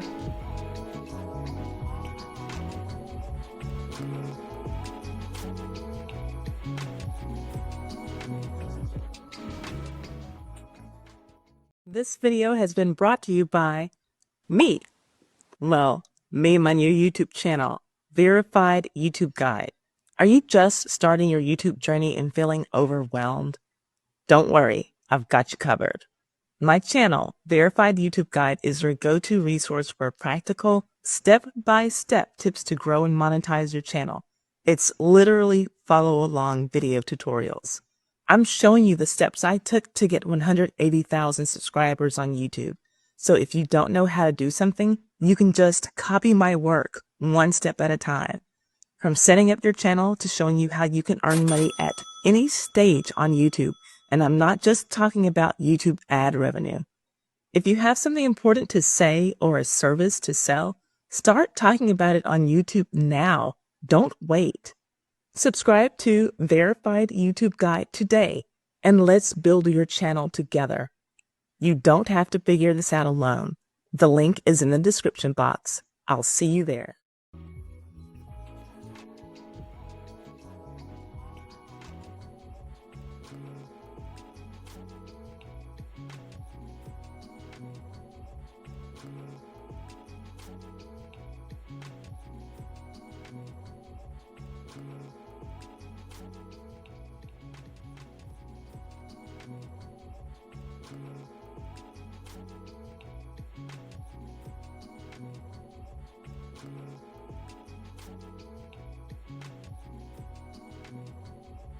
Thank you.